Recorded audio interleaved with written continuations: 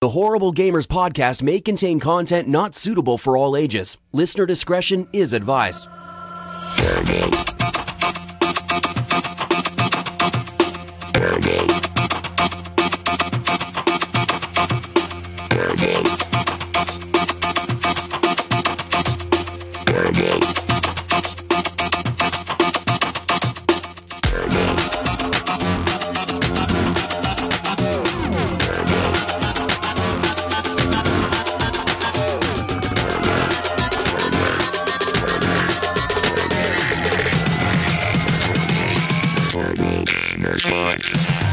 Welcome, ladies and gentlemen, to Horrible Gamers Podcast, show number 182, being recorded on December the 16th, 2017. I'm one of your hosts, Jesus Gonzalez, also known as Jesuswalksalot. Today I'm joined by my crew plus one, or also known as the HGP crew plus one.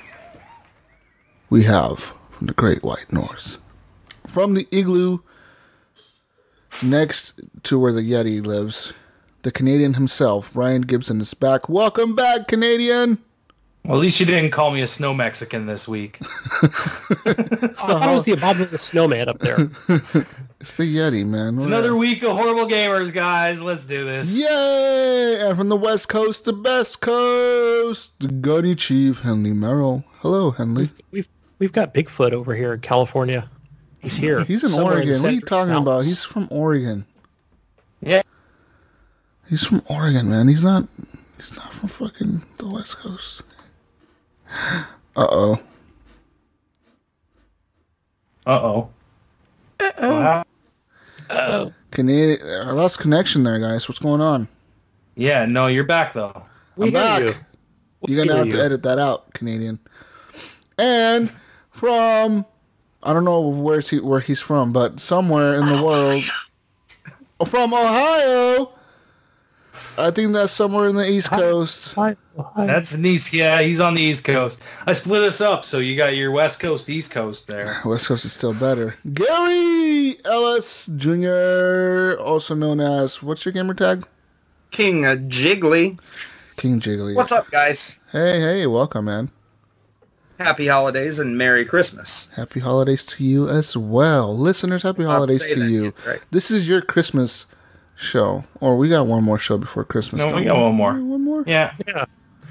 Super Christmas show? show?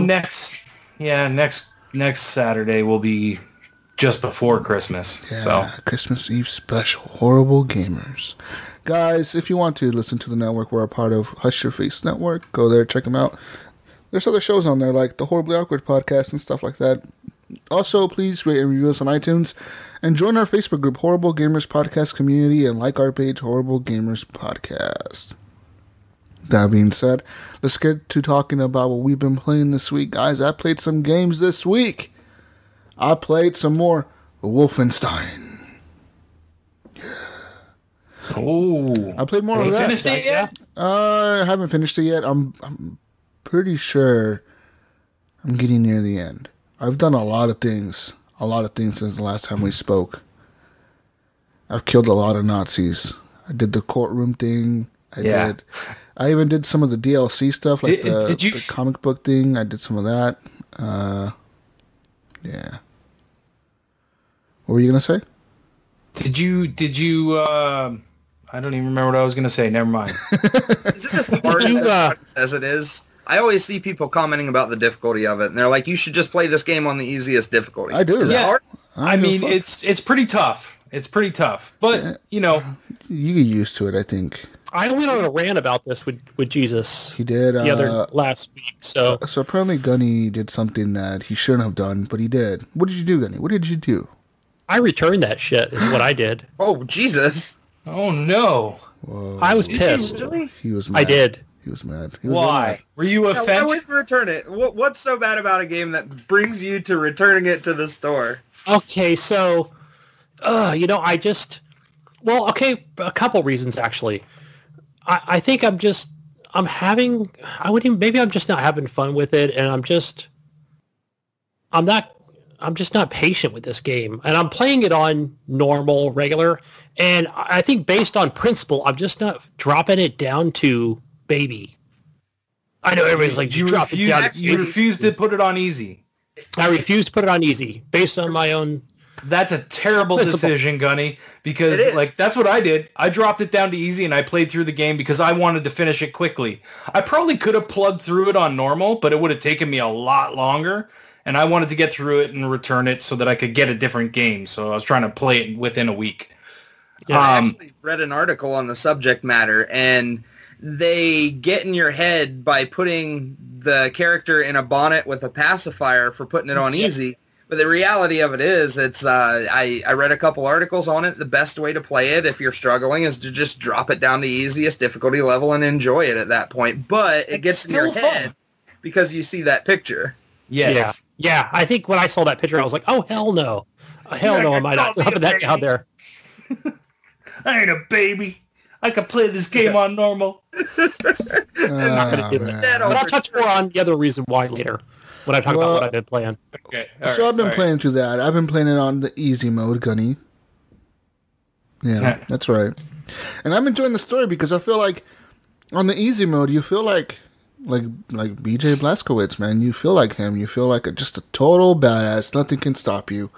Yeah. Like nothing can stop you. Nothing. Like you could just fucking walk in a room and kill 50 people and it doesn't matter. Because it doesn't fucking matter because you're just a badass like that, right? Have you got the train part? Yep, I did all that. I did the train part. I killed a lot of big dudes, like the super big robot things. I killed like 3 of those now, 4 of those maybe. There's a really cool part in the middle of that game right after you go into the underground bunker in New Mexico. Yeah. There's a pretty cool section right after that where the story kind of like, whoa, this is pretty cool. Like just the way that mission is presented and like everything that's going on, you're like, this is fucking awesome. But I won't spoil it for you guys. Just know that you have some cool shit ahead of you if you're going to play this game. Yeah, man. That part it's a really good cool game. Yeah, it's really worth fun. Playing, Gunny. It's unfortunate that you returned. And, you know, like I thought about that cutscene that Jesus is talking about where when you go into that New Mexico, when you go into that restaurant, and that's a long cutscene, but you're getting, well, I want to say you're getting a lot out of that. Where I'm like, what is this guy talking about? There's a lot of stuff that he's referring to, but I won't spoil that either. The crazy guy, yeah. Yeah, the crazy guy, yeah. Crazy guy. Yeah, the game is fun, man. I'm having a lot of fun playing it. It's just a great, amazing game. I'm having a blast. And I just love the setting. I love the world that they're presenting. Yeah, I like it. And the black chick who's like the leader now, I guess. Somehow she became the leader of everybody.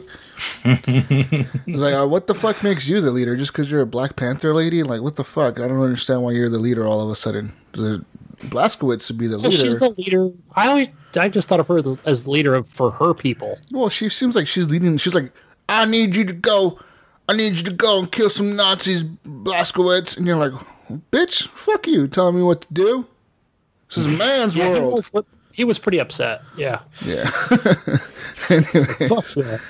But it was for the better of the good. There's a lot of cool things in that game where if you walk around the ship, like if you walk around your submarine during like in between missions or whatever during that time, there's always cool things that I find in that ship. You know, like you find the cantina, you find the arcade machines, you find like all these little things, and like you'll see everybody just doing their own thing, right? Like they're all just having conversations, and sometimes I'll sit there and I'll be looking at these guys and I'm like, I'll just sit there like watching them talk because I'm like, what the fuck's going on here? They say some pretty crazy things. But that game is all right. I like it a lot, actually. I have all 3 of them wrapped in plastic on my shelf of shame. So, you need to play it, man. You need to get into Wolfenstein. Yeah. The last game was pretty good too, but I feel like this one is being more. I don't know. It's more balls to the wall. Like fucking, it's crazy. I'm just having a lot of fun with it. Did you like Doom, Jig? Didn't play it. Another one. Oh wow. It's been rough. Because I think if you like Doom, you'll like this kind of gameplay. Right. It's more of a fast pace. You're running. You don't want to stop moving. You know what I mean? You just want to go. And I'm not the stories shit on easy if I just want to finish something. Yeah. Yeah. Other games that I played though, guys, was I played Pinball on the Switch, I was playing it just now before the show, actually, too. So pinball on the Switch, it works. It's good. And the mode you told me to try just now, Ryan, before the show was the Joy-Cons detached. Yeah. I really like that. I you know what? It's cool, to right? Be honest, it feels right. I like to play a lot of games with the Joy-Cons detached. I don't know what it is about them just being in your hand, like they fit in your hand perfectly well. Yeah. They're kind of small, but you get used to them being in your hands, and like each one is just in your hand, and like you're just playing, dude. Like, it feels good. Yeah. Even like Mario Odyssey, playing that with the controllers like in each hand, it feels good. See, I didn't like it. I didn't like it for a platformer like that, but like I loved it in pinball. I didn't like it with Splatoon. I didn't like it. There was a couple other games I tried it with, and I just didn't. I tried it in Zelda too, and I didn't really like it. So yeah, I mean, I like it. To each his own, right? Like, I mean, however you're comfortable playing, like if it's more comfortable for you to play like that, that's fucking awesome. You know what I mean?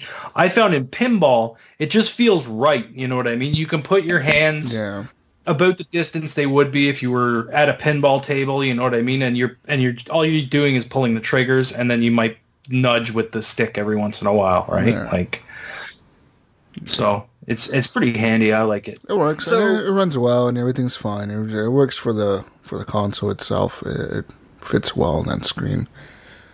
Yeah. When you go to nudge the table, is that motion censored, or is that connected to the analog? It's still a stick, yeah. It's still, you got to flick the stick. I thought about that. I was like, oh, that would be cool. And then I started thinking about it. No, when you have both your hands free like that, you're moving them a lot. You know what I mean? So you'd end up tilting the table all the time if you were doing that. Right. So it makes sense for it to be on the stick. Yeah. Well, that's what I was concerned about. That's why I asked the question, because, I mean, just consciously move your hands if they're separated and not attached to anything. So yeah, exactly. But yeah, guys, besides the Pinball FX stuff that I played, I like the new table. I want to say I like the new Carnival table that they released for free. That was really fun. It's a fun table. It's a lot of fun. Yeah, it's a lot of lights. Colorful and lights and things flying around everywhere. And it's different. Roller coasters. I got tired of hearing Han Solo tell me the same lines over and over and over and over and over. I'm like, can I make him shut up? I'm like, fuck, this is annoying. You can turn the stuff down if you go into the settings. Yeah, because he got annoying. I was playing that tournament last week. He got really annoying. He's like, I need to do this, the retractor beam, blah, blah, blah. I'm like, fuck, shut up, dude. Shut up. I know what to do. He's telling you what to do, though. No, I don't want to tell him. Don't tell me what to do. I'm just hitting the ball, man. I don't care. I don't care about what I'm doing. The aliens table was worse for that because it was actual like lines from the movie, and I know Gary feels the same way, and I played the shit out of that table, and I can't stand that fucking thing anymore. Other games, I played other games though, guys. Game over, man. Game over, man. Oh, it just makes my head hurt thinking about it. So guys, I've also played an amazing amount of Star Wars Battlefront 2. And I'm loving this game. I don't know what it is about it at this point. Like, how many characters did you unlock? So I've unlocked what's that dude's name? The dude with the lightning from his hands. I fucking forget his name. The Emperor guy? Yeah, the Emperor. I unlocked him. I've unlocked who fuck else did I unlock? I unlocked somebody else. I don't know who. They're not. I need to know how many characters. That's what I asked. Just 2. Just 2. Yeah. All right. Doesn't matter. All right. I'm working on Darth Vader right now. I got like 10,000 points. It doesn't matter. I love the game, dude. It's so much fun. Do you feel like Russian is the right amount now? Like, yeah, I mean, I could like for some reason the first match that I played today, I got like 1,600 credits. I was like, how the fuck did I get so many? I don't know how. I didn't even do that well. I wasn't even in the top 5, and I got like 1,600 credits. It's a lot, dude, for one match. Because usually you get like 400. You feel like they're doing like a double XP? Maybe. I don't know if that's what it is. I don't know what it is. But I was playing that, and that's a lot of fun, dude. Like there's a new map in there, and it's just amazing. It opens up, and you're like on this field. It's just open. Everything's flat, and you're the First Order, and you gotta attack this rebel base, and like they got like these fucking speeder things. They're fucking flying across the field, and they're like popping off smoke, like red smoke everywhere. So they're trying to cover your advance. It's so fucking cool. It's just like, holy shit, this is so amazing. I was having such a blast playing that, dude. It was so much fun. And that game, just going from playing PUBG to playing Star Wars, I was like, man, this game's just so pretty. It's so fucking pretty. It's so pretty. It's like the prettiest game I ever played, I think. It's that good. It's that good. It's that good, huh? Yeah. Cool. I streamed a ton of it today, and yeah. And speaking about streaming, I also streamed some, what you call PUBG. PUBG. And PUBG, it's a fun game, guys. It finally came out on the Xbox One and Xbox One X. The game is good, but it does have its issues. Big issues. Huge issues. I hear it's got real issues on the regular Xbox One. Yeah. Where it's dropping down to 10 frames per second. It does. I've been tempted to try it on my regular Xbox One just to see how bad it really is, but I haven't tried it yet. It runs so shitty on the consoles. I don't know what it is. Like, people are saying like it runs pretty bad on the PC, and it ran pretty bad before as well. It did. Yeah. So I'm not surprised that it runs pretty bad on here. And the game is shittily optimized. It uses a lot of CPU power instead of the GPU power, and the Xbox One X has more than enough GPU, but the CPU might be a little bit lacking. Yeah. You know what I mean? So I don't know how they're going to fix that. Yeah, how are you going to fix that? I don't know. I mean, apparently Microsoft... Just wait until they're ready to release the second game and start on a new engine or something. No. Stop it. Come on. Oh, I'm serious. No, come on. Wait a minute. Dude. This game will get fixed. Like, it'll run, but I'm saying that, like, a lot of the issues aren't going to change until they change their engine. So this game is ported for, consoles, Xbox One. So, just thinking about the X, I mean, I think it'll be whatever. They'll optimize it maybe, I don't want to say a year from now, but it's probably what it'll be. I don't think it needs more power, because it's not trying to be the PC version. Gunny, I'm not saying that it needs more GPU. It's the CPU that's the issue. Even on my computer, like I only have an i5. I have a 1070 in there. So it runs it okay. It looks okay, but it doesn't look fucking fantastic. You know what I mean? Like I know what you're saying. It looks way worse on the Xbox. Like a lot of the weird textures that they used, like water dripping down from a ceiling, looks like fucking electricity falling to the floor. It's like it just doesn't look good. You know what I mean? I see oil slicks and there's like no textures. It's like weird. It's very it's very muddy. I agree, but it's. I think they just released it and said, shit, we got it out by December. So the thing is the game plays. You can play it and it's fun and you have a good time. It doesn't look great, and the frame rate is a bit of an issue. You know what I mean? The biggest question is if it was playable. I mean, come on, Minecraft looks like shit, but everybody loves Minecraft. If you got something and it plays and it works, people will play it. Yeah, but Minecraft actually runs very, very well on the consoles, and it's always run well on consoles. Minecraft runs great. Like, their frame rate is fucking awesome in Minecraft. Right. Like, there's never any issues with that. The problem with PUBG is that, when you jump out of the plane or when things like that happen, there's a lot of bugs in the game, and I found a ton of them. I found glitches in certain areas of the map where you can hide inside like a fence and be inside the fence, and people don't know you're inside the fence, and you can kill people from inside the fence. That's a pretty bad glitch, because if that's where the circle ends up, you can get killed by a fence, and you're like, what the fuck shot me? And it's a fence because there's somebody inside the fence. But yeah, I mean, there's one fix for this, guys, that I've used. I know that Brink posted it in the group because you saw it on Reddit, and I see it in articles now, where apparently if you disable your streaming thing on your console, like if you go into the settings and you disable DVR and game streaming, just disable it completely, it'll make the game run much better, because apparently somehow that's taking up internal memory on your console and is constantly putting a load on your Xbox that's making it constantly record 30 seconds every time you're playing.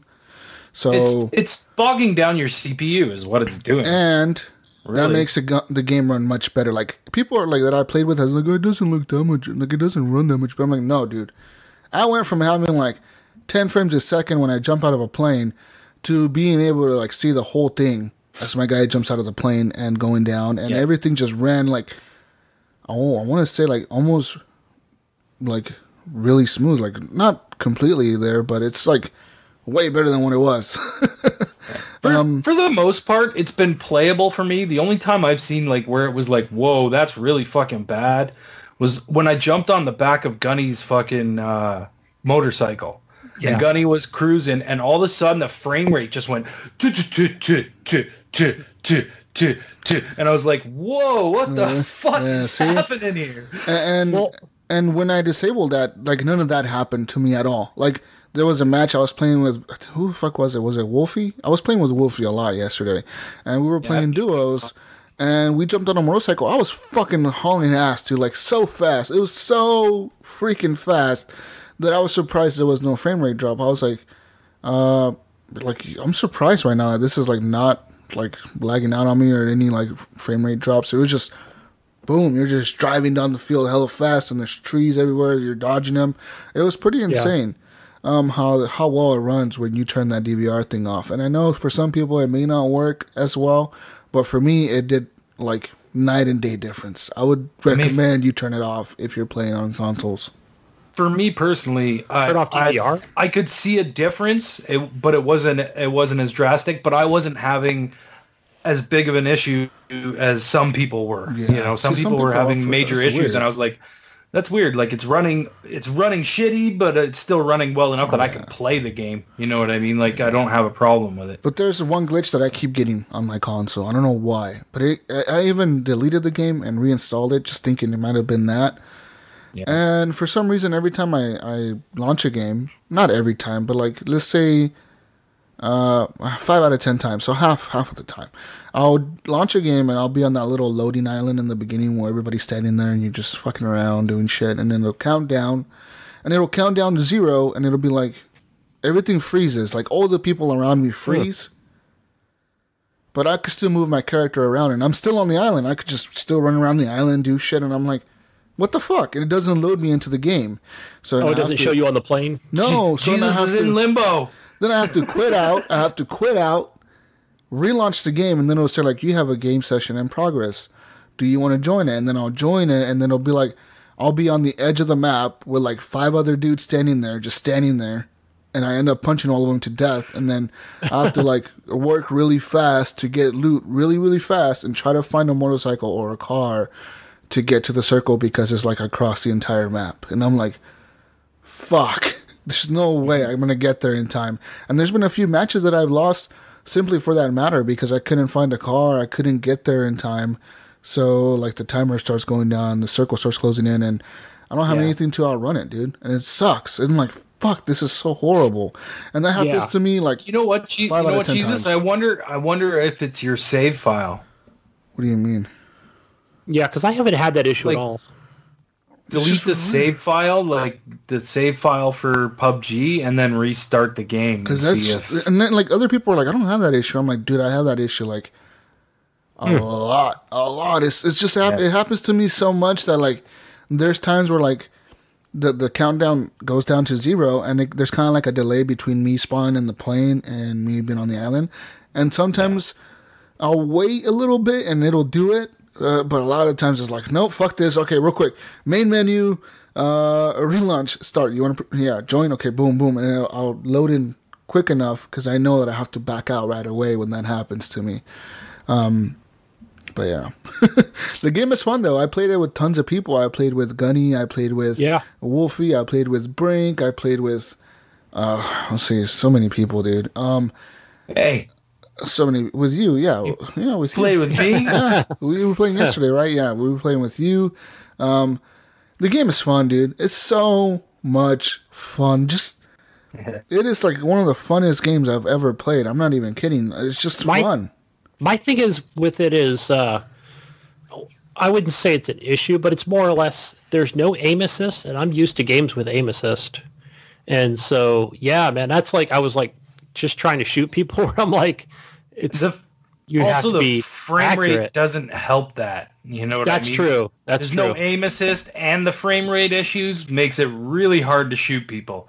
That's why everyone seems to be getting in cars and driving around, because they're moving so fast that there's no way you're going to be able to shoot them. Yeah. You know what I mean? Like it's luck if you hit them. I was watching Brun from this Xbox Live. He's really good. He plays it on PC all the time. And so when I jumped in with the party with him last week, he was saying, "Oh yeah, I came in number 2 just now." So I'm like, "Oh cool, so let's squad up." But I died fairly quickly, and I was watching. You can spectate, and and yeah, it looked like he probably heard the guy coming up behind him. So when he turned around and had him in his sights, it looked like he was shooting to the left and to the right of him. Yeah, and I'm like, man, like, is it? Yeah, you got to lead your target wherever he's moving. Yeah, in this game, there's a problem with it too, that it has bullet drop. Yeah, and every caliber of bullet, like every different kind of bullet you have, they shoot differently. It shoots differently, and it has different types of damage. So like the 9mm doesn't do as much damage as the 5.56 ammo, you know, and it's just like, fuck. So the best gun in the game that I found, hands down, is the Scar. Every time I get a Scar, dude, boom, man. Like, I was playing solo the other day. I don't know who the fuck I was with on the party. Someone was in the party with me. And I was playing solo, and I got like 7 or 8 kills in one game, and I was number 2 in the match. Like, nice. I was so... I was in the party with you, dude. Jesus. I was so fucking like nervous, dude. My heart was racing. The circle was like tiny, dude. And like me and Wolfie were waiting. The only reason you to finish. Yeah, you were like, oh, because you guys started. You were like, I'm gonna start. You're like, we're gonna start a match, and then you guys ended up dying before I even finished my game. And yeah, dude, like, we could have started up another match before he even finished. The shortest, the only reason I lost there was because at the last minute, man, I had no ammo. I had shot all my bullets, and I was looting the guy, and I picked up his gun, and I had to reload his gun, and I was out in the open, and the dude was behind a tree, and he came out and shot me, and fuck, that killed me, but I was like so mad. I got second place. I was like, dude, I should have won this game. This game was mine. I killed so many people. Have you won one yet? No, I haven't. But the thing is, I keep placing top 10. I'm top 10, like, I want to say I'm top 10. Like we usually land 97% of the time, 98% of the time, I'm top 10. Like, top 10 is easy to get to. I can get to top 10. Even solo, duos, squad, we could usually get top 10 all the time. Problem is, at the last minute, it's like everybody has cars, or everybody, like, somebody will run you over. Like, like, fuck, really, I got ran over? Like, I got ran over? What the fuck? I haven't been run over yet, but I've been made it to the top 10 a couple times. Me and Wolfie yesterday, we were playing duo, and we were running. Gunny? We were running towards the circle, and like these 2 guys in cars, man. We were shooting at one of them. He jumped out of the bike, and then another dude came in a car and ran me over, and then he killed Wolfie. It was so heartbreaking, but we tried, and we'll continue to try. But one thing I'll suggest: if you don't use DVR, you don't broadcast anything like that. Don't broadcast on me.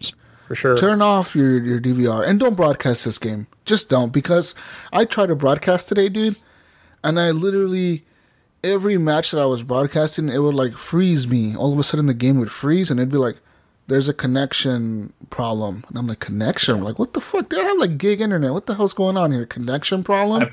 I popped into your stream, and it was like, you were trying to load up, and it kept saying Xbox Live connection error or some shit like that. Xbox Live fatal error. I'm like, what the fuck? Did I kill Xbox Live or something? What the hell happened here? Shit.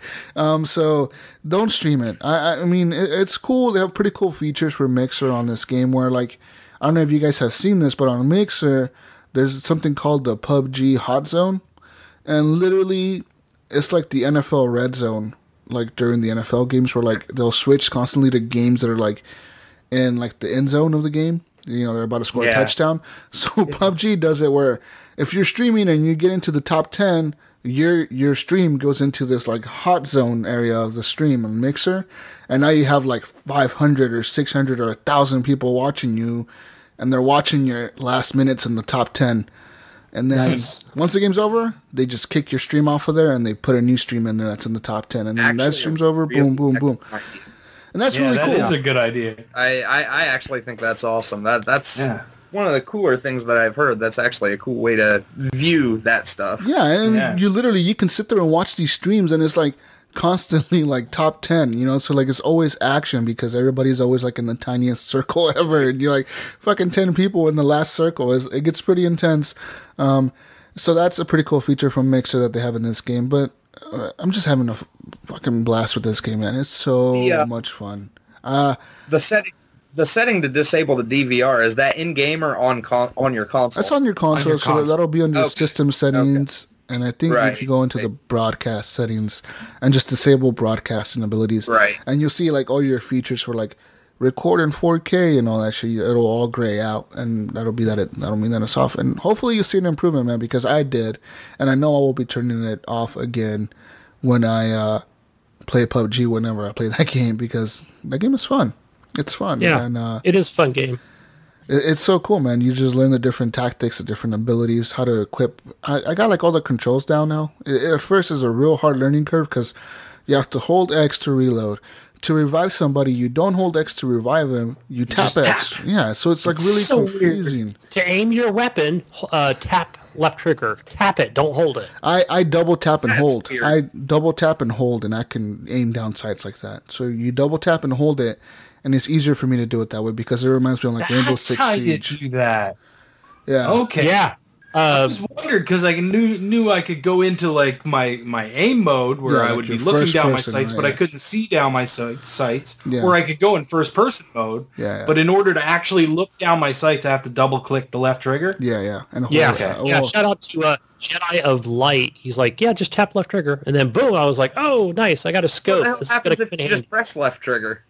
If you hold it, just kind of your guy will go into that sort of right in third person. Like your reticle tightens up is what it does, and I'm like, what? Yeah. Kind of like it would in Gears of War. But it's really helpful to be able to aim down the sights when you equip a scope, man. Because having a scope on your M16 or your UMP, that like night and day, dude. You can aim so much better aiming down the sights. And another trick that I use when I'm playing solo or duo is if you're in a car and you're in a buggy and you're by yourself and someone's coming up to you or someone's chasing you in their car, drive your car really, really fast, either away from them or somewhere where you're going to be able to hit them or like shoot at them, and then press A real quick and your guy will switch to the passenger seat or the back of the buggy, and you can start aiming and shooting at them. So it scares the fuck out of them. It'll scare the shit out of anybody playing that game against you, man, because they'll think like, oh yeah, I'm chasing this guy down. All of a sudden you switch seats and you're shooting at them. They're fucking screwed because they can't shoot back because they're just driving. So I've done that a few times. That's if they're alone. Yeah, that's if they're alone, though. Yeah, but today playing solo, I did that to some guy, and he jumped out of his Jeep, and I totally destroyed him. I felt bad for him, but I was like, fuck you, man. I took all his shit and left.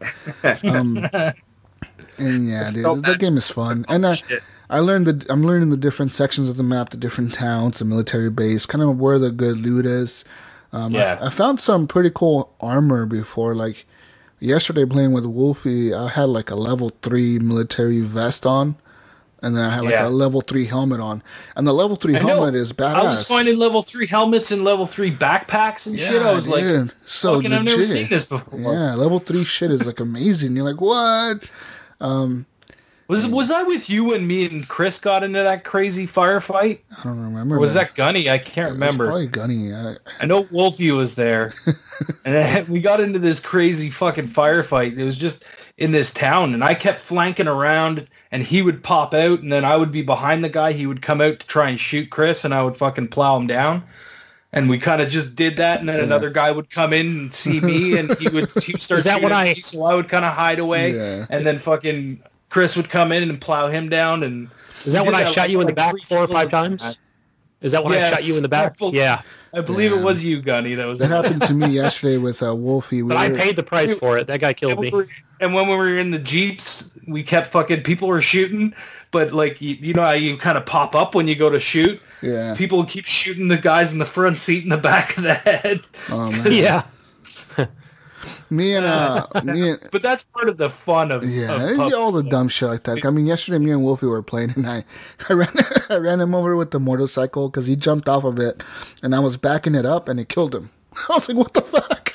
And then wait, Jesus, you know what story we got to tell? The boat story. Oh, the boat story. Yeah. So we're jump in, and we're pretty far away from the circle, and I think we'd just been fucking around, like trying to loot and find stuff, and then all of a sudden we realized, holy fuck, the circle's on the other side of the goddamn map. We gotta move. Yeah. So we start moving, and we're like, we gotta find a boat. And there was no boats around us. So we're just going. And I can't remember, did we get into a firefight or something? I can't remember how I got distracted somehow. Like you were going to the left, and we're like, where are you going? Go to the right. And you're like, oh fuck. So then we ended up finding a boat, yeah. Yeah, they found a boat, and I'm still like, I'm booking towards them, and all I could find was like a fucking crossbow and a bunch of quivers.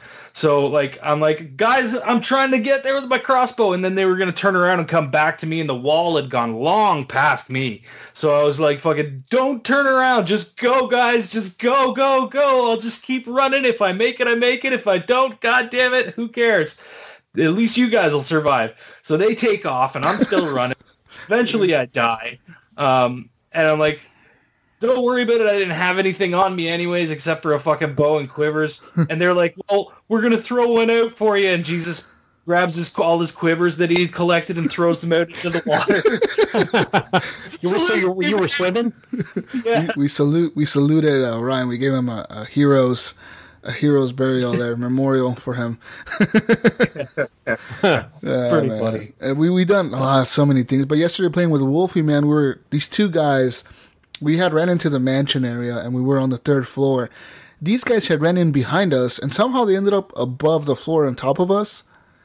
And Wolfie's like, dude, there's guys up here. And we were just waiting there. And like all of a sudden, the last minute when the circle was about to close in on us, they ran downstairs, dude, and I freaked out. I turned around on Wolfie, and I shot him right in the head. I was like, oh, no. Oh, fuck. And then they killed us. They killed us because I killed the guy's friend. I killed Wolfie, and the dude came up behind me and shot me. I was like, God, I'm sorry, Wolfie. He's like, it's all right, man. It happens. I'm like, no, dude, that was bad teamwork. I shouldn't have shot you in the face. It was bad. I feel so bad. I legit felt bad. Sometimes you get unlucky, and like watching when I was playing with Jesus, who was it? I think it was me, you, Chris, and Wolfie. Yeah. But anyways, we got to the circle was closing down, and it was right near the end. This was the same one that I died and you guys did the salute in. Yeah. But Jesus gets into this house, and he's sitting in this house, and he's picking guys off from the house, and it was a perfect spot to be in. Like, they couldn't really see him.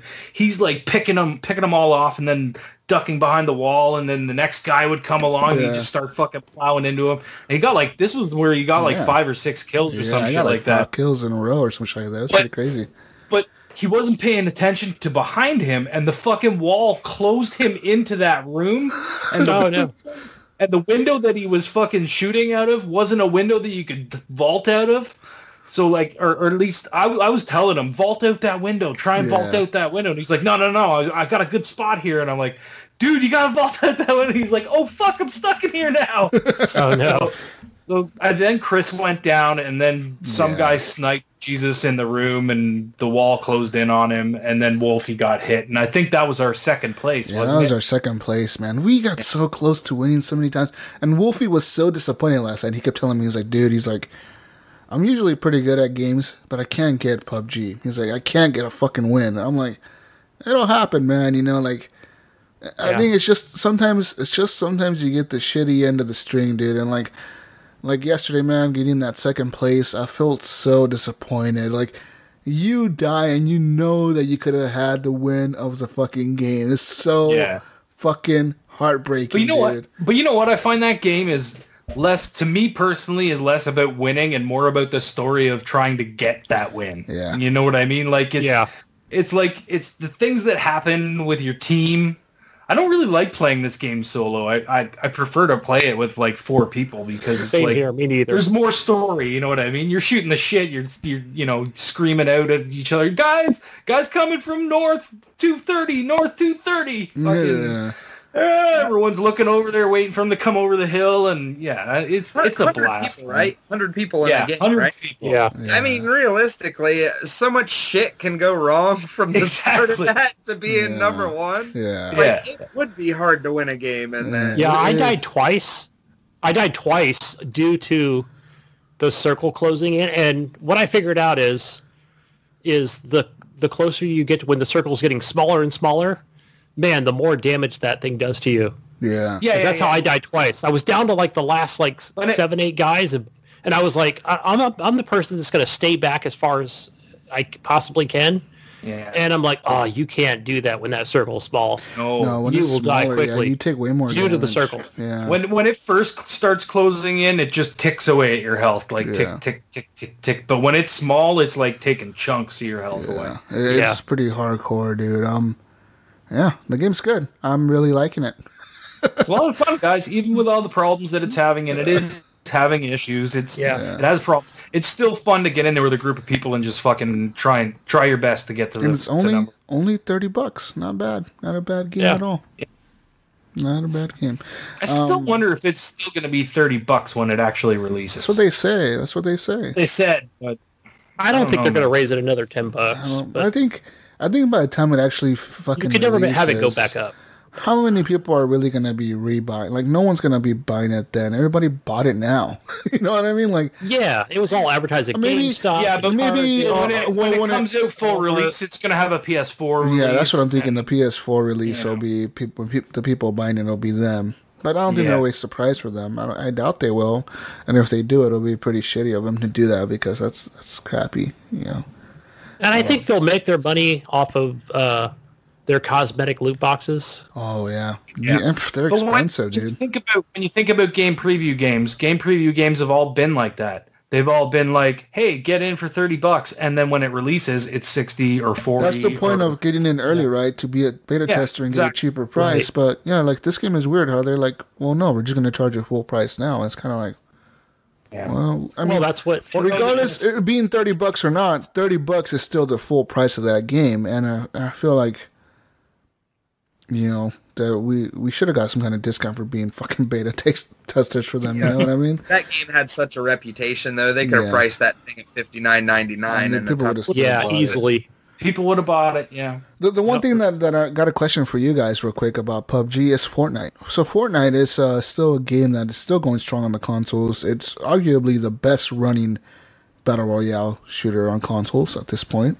And the game is good. And it runs smooth. They have everything. Like, it's been good since they launched that mode. Like, there's never been a moment where I played that mode. Man. Yeah. There's never been a moment when I play that mode that, like, I'm thinking, man, the frame rate sucks, or this is dropping, or this is happening, or this bug is happening. It's like, no, the game just works. I've seen it chug a few times, but not drastically. Not like PUBG. Not PUBG, 20 frames a second. And that's like you're throwing up fucking walls and you know what I mean? Like it's solid. It's solid. Works. And I think that's why kind of Bluehole was, or I guess PUBG Corporation or whatever they're called now. Right. I guess that's why they were sort of pretty pissed with them, is that they probably had a better running game because of the fact that Epic knows the engine. Yeah. It's Unreal Engine. They can they know how to do it. You know what I mean? Like they can just do it. Yeah. But my question about that game is, now that since this Battle Royale mode came to Fortnite, I haven't heard no one talk about the single player mode ever. Like, what's going on with that? Like, what happened? Is it just like they don't give a fuck? They don't give a fuck about it anymore? There, man. There's a lot of content there if you want to play it. I was actually there is. Does it even exist anymore? Yeah, like, is it even there? It's there still. If you own it, then it shows up in the menu. Okay. I think it shows up anyways. But is anybody playing it though? I don't think anybody's playing it. I don't think anyone's playing it. It was rough, man. That thing was heaped in menus. That single player mode, man. There was so much resource. But at this point, what reason do they have to go back and fix that? They don't have any. Like, fuck that. We make more money off this. If I was them, I'd abandon it. Yeah. I mean, I really would. They make more money. Keep it. They make more money. They make more money off of the other mode, off of the PUBG mode style thing they have going on. No, there's no money to be made. Yeah, there is. Making But money. plenty of They're only selling a microtransactions. couple. They could always sell you skins or the new pick, the new cosmetic. Yeah, not really. No, you can only buy what, 1 or 2, 3, maybe 6 items. There's plenty. There's like at least 10 items, and every week they change them. They're like, oh, the pink flamingo is gone. Now we have the new skull or whatever. Then they have like another thing. Like, I don't even pay attention to that shit. I don't even look at that shit. That's like a menu that I don't even go into. You don't need any of that shit. No, you don't need it, but people buy it. Yeah. I'm just wondering about that game because, like I said, no one's been talking about it. Like the single player mode. I mean, everybody talks about Fortnite, but it's always that battle royale mode, not that other mode. I don't think battle royale is for everyone. So they're going to do. I think that's what they're planning on doing with Fortnite is to make it like it's going to have a shitload of modes. Like they're just going to keep coming out with new modes, new different stuff that they can do with the engine and see how far they can take it. I mean, that 50 versus 50 is fun. Yeah, I think that's what they're planning on doing with Fortnite is making it into like a platform that does a bunch of different shit. The only thing that I like more about PUBG is just the realism to it. Like the way you can be way more tactical about it, and you have to like really sit there and think like, all right, this guy, I could shoot him through this window, and he's in that house. I'm gonna shoot that window out, and he'll go over there, walk over there distracted, and I'm gonna shoot him in the head. From across the map here or something. Like, you can't do that in Fortnite. It's just you just can't aim down sights or nothing like that. So, but I suggest you either, if you want to try something like PUBG, but you don't want the bugs like the frame rate drops and stuff, go play Fortnite. It's not exactly the same game because Fortnite is different. No, they have different abilities, different weapons and shit. But try it out. Yeah. You'll get like a taste of what that mode is. But that's it, guys. That's all. I've played tons of PUBG, tons of Star Wars. That game is still really fun. And I played that new campaign mission they released. It continues the end game of the game. So you don't want to play it like if you buy this game now, you don't want to play that DLC story right away. Yeah, you want to play that at the end of the game because it ties into the end of the game. So it's pretty cool. And it's supposed to tie the game and the movie together, isn't it? Something like that. Yeah, I will see if it does. Because tonight I'm gonna go watch the movie, but we'll see if it how well that ties in. Because they introduced the daughter of Iden Versio and the other dude. They introduced the daughter. It's not Rey. So that was a theory that people had going on. Because I even thought that for a minute. When I played the game, you get to the end of the game, you realize they have a daughter, and you're like, wait a minute, is the daughter Rey? What the fuck's going on? But yeah. That's it, guys. That's it. What have you been playing, Canadian? So I started playing Dragon's Dogma. Yeah. I think Gunny picked that up, so I was like, I'm going to check it out. And bought that for the third time. I know I played it back on 360, and I felt the same way as I do this time. I was just like, this isn't for me. It seems like a really cool game. I might play it some more and try and get into it, but I don't know. Just not feeling it right now. But it's cool that you can like fucking climb all over the crazy monsters and like you get into these big huge battles. It's pretty neat. Probably one of my favorite RPG games. On like top 50 lists when I see them. Like it's like any like top RPG list, Dragon's Dogma is always on there. Yeah, absolutely. Yeah, I got about 150, maybe 200 hours into that game. Oh yeah, shit. And so I originally bought that back on Xbox 360, and that's where I put most of those hours. And yeah, easily probably one of my favorite RPG games of all times. Yeah, love that game. I might give it another shot when I'm bored one day. I'll try and plug that in again, but we'll see. So I've been playing a crap load of Pinball FX3. You guys know I'm playing that constantly all the time. There are some new tournaments up, just to let everyone know. There is a tournament for Adventureland, which is under my gamer tag, and the password is still HGP 2017. So then there's another one under Gunny's gamer tag, so Gunnychief, and that is the son of... What is it? Son of Zoran? Son of Zeus? Or is it just Zeus? I think it's just called Zeus. No, it's Son of Zeus. Okay. So yeah, those are the two tables. The two new ones. They are free until the 19th of December. So go grab them. I want to see everybody playing this. Get in there and play this. Download those tables. Even if you don't have any other tables for Pinball FX, download them. Check this out. They're free. It's worth trying. These new tables are pretty damn fun. So get in there, get a score in the tournament. Let's have a good turnout this week. What else have I been playing? Again, PUBG. We've talked about that. I played a lot of PUBG this week, and like I said, I'm enjoying it. It's a little rough, but it's still playable to me.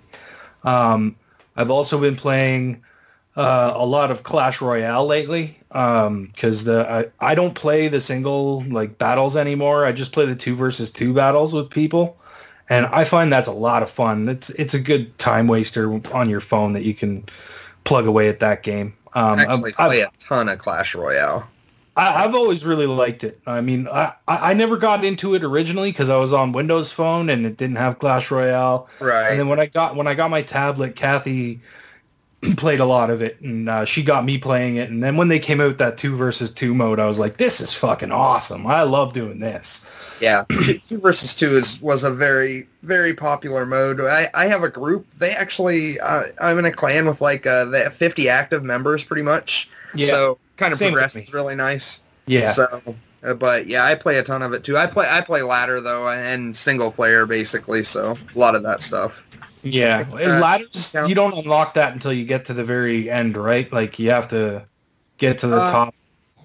I'm past. I'm not sure where all of that starts. I'm past. If I look at my phone, I'm up in the crazy stuff. I think my trophy level's 4,300 in it. Yeah. I can't get past the 3,000 mark, and I was I just keep going up, and then I get knocked back down again, and then going up, and then get knocked back down again, and that's where it just kind of hit me. I was like, all right, there's something about this game. I gave up on it for a long time. I was just like, I'm done. But then when the 2 versus 2 came out, and do you remember originally the 2 versus 2, they just released it on weekends and stuff, and it was here's this mode that you can just play. Thing. And I would get so pissed off when it went away because I'm like, no, I don't want to fucking play regular Clash. I want to play 2 versus 2. And then they finally brought it into the actual game where you could just play 2 versus 2. And it's a blast. My favorite way to play Clash is drafts. The random drafts. Yeah, where you get to pick the cards. Yeah. I actually think that is the best. I think that is this game at its finest. I wish they would make that a permanent mode. I love that because you get a chance to try cards that maybe you don't have. Right, right. There's a lot of times where, there's a few cards. I don't have Electro Wizard. I cannot get Electro Wizard for the life of me. I have almost every card. That's one of the ones I don't. I think I'm missing 3 or 4 legendaries, and then some of the new stuff that's come out because I haven't been climbing the ladder and stuff. So. But anyways, that's Clash Royale. It's a blast. If you haven't played it before, check it out. It's a little card game where you're sending your troops across and people are sending troops back, and you got to figure out, what kills what easily and what to defend against and what to push with, and it's a blast. But anyways, the other game that I've been playing this week is Hello Neighbor. Hello, Neighbor. So this game is interesting. Okay. It's kind of like you're this little kid, and at the beginning of the game, you kick a ball down the street, and you're walking down the street to go get your ball, and then all of a sudden, out of the corner of your eye, you see you hear a scream, and then you see this dude grabbing. There's rustling going on in his house, and blah blah blah, and then you hear the door slam, and you kind of walk up, and you see him come out and lock a door, and you're like, "What the fuck happened? What did this guy do?" So you have to break into his house. Oh shit! And figure out all these different puzzles to get to the next level. For instance, in the first level, there's a ladder in the back of the house, but there's a bolt on the door to get into the ladder, and you got to find something to get that bolt off, so that you can go up the ladder. What else? You can distract the guy So basically, as you're wandering around the house, he might like fucking see you and come chasing after you. And if he catches you, you just start again. Everything that you've done is already done, so you don't lose progress really.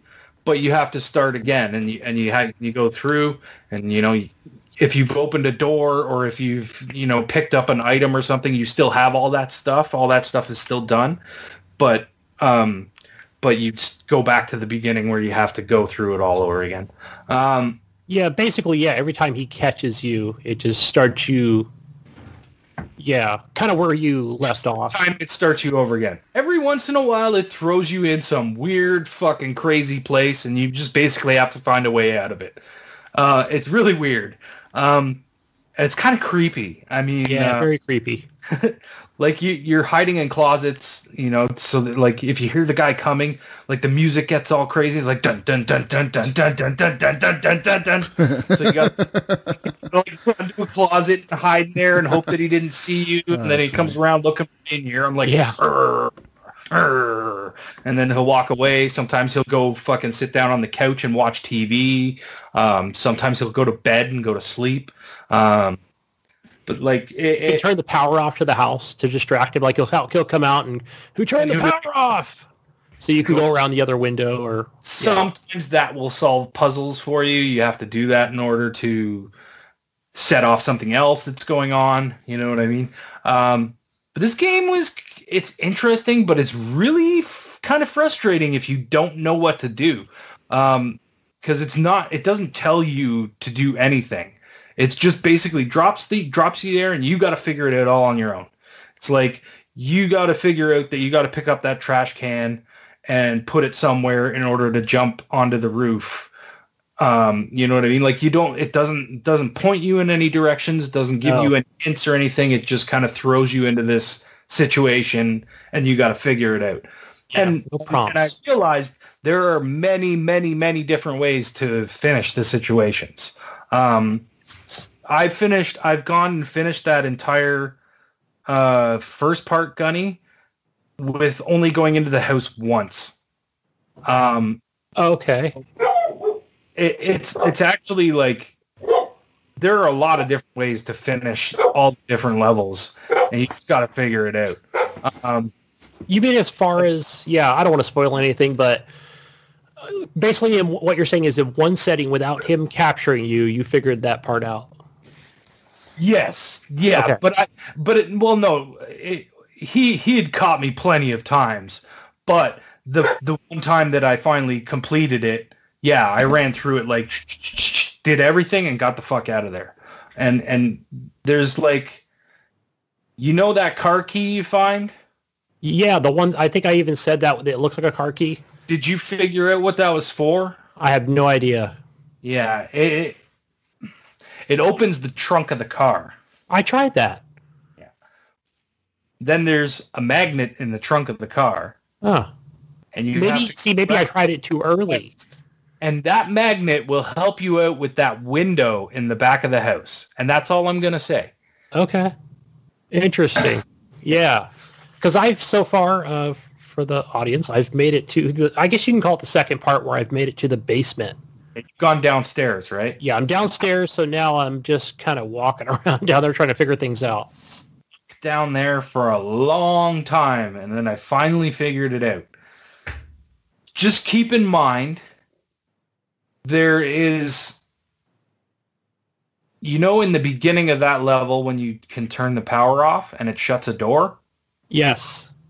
You want that power off. That's all I'm going to say. Okay. Yeah, and like I was even going like, I was like, Ryan, there's freaking cameras in here. That's how you can see me. But there's multiple doors. There's multiple doors you can go through. You don't have to go through. Yeah. No, but you do have to go past those cameras at one point. Okay, so can I take one of those light up like fake outside things and face it towards the camera? I thought about that. I don't know. That's a good idea, Gunny. It's kind of an interesting game where after I stop playing it, that one room that you have to go through has one of those things in it. Yeah, So you can get like 3 or 4. You do that. Block the camera with it. I thought about that. Yeah. Yeah. You should try that. Because I'm going to try that today or tomorrow morning. Yeah. I shut the power off. That's what I did. I turned the power off, and then I ran through where all the cameras were and got into the back area. And then there's the compressor that you have to turn on, but you can't get past the fence. Yeah, yes. There's a way in through there. I'll figure that out. It's But it's a fun game. I mean, it is fun. It'd be frustrating at times, but it's pretty cool. Pick up and play sort of thing. Like if you just trying to kill 10 minutes waiting for something or whatever, you can run through and kind of, you're probably not going to get anything done in 10 minutes, but it's still fun to make your attempts and see what happens. Yeah. And that guy shows up randomly anywhere. Like he just all of a sudden he'll just fucking show up out of nowhere because you triggered something or made a noise or whatever. You're going to get frustrated, especially in the beginning of the game where it's like, okay, I keep getting caught. Now I'm going to go try, you can only go at a certain angle to come at the house, and then you'll start hearing the music. Don't, okay, what? Come on. Window. Jeez, Yeah. And then he'll fucking jump out a window to come get you. It's pretty funny. It is. You're like, man, he straight up broke his own window to come chase after you. Later, Gunny, when I got out of the basement, if I break a window, he comes around and fixes the fucking window. Okay. I was like, yeah, when I was playing today, I was like, what the hell? He came back and fixed it, and now he put wood up so I can't break it again. I'm like, what? Now how do I get in? I just assumed that I wasn't supposed to go in that way, so they were trying to block me off. But he came around, and I was hiding around the corner, and I could hear him. He was like,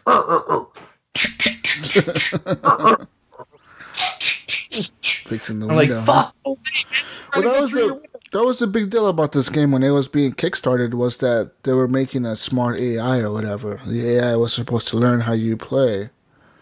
And, well, I know that. He does. If you keep going to the same place over and over again, he'll just be there when you spawn. Yeah, that's what he'll just be there. Like, what are you doing trying this again? You know what I mean? That's what he did when I kept going in front of that camera. And it's a camera. You kind of got to go in a direction, and it'll change it, and then you go back to where you were. But yeah, it's an interesting game. It can be very frustrating, but it's still a lot of fun. It's well worth playing.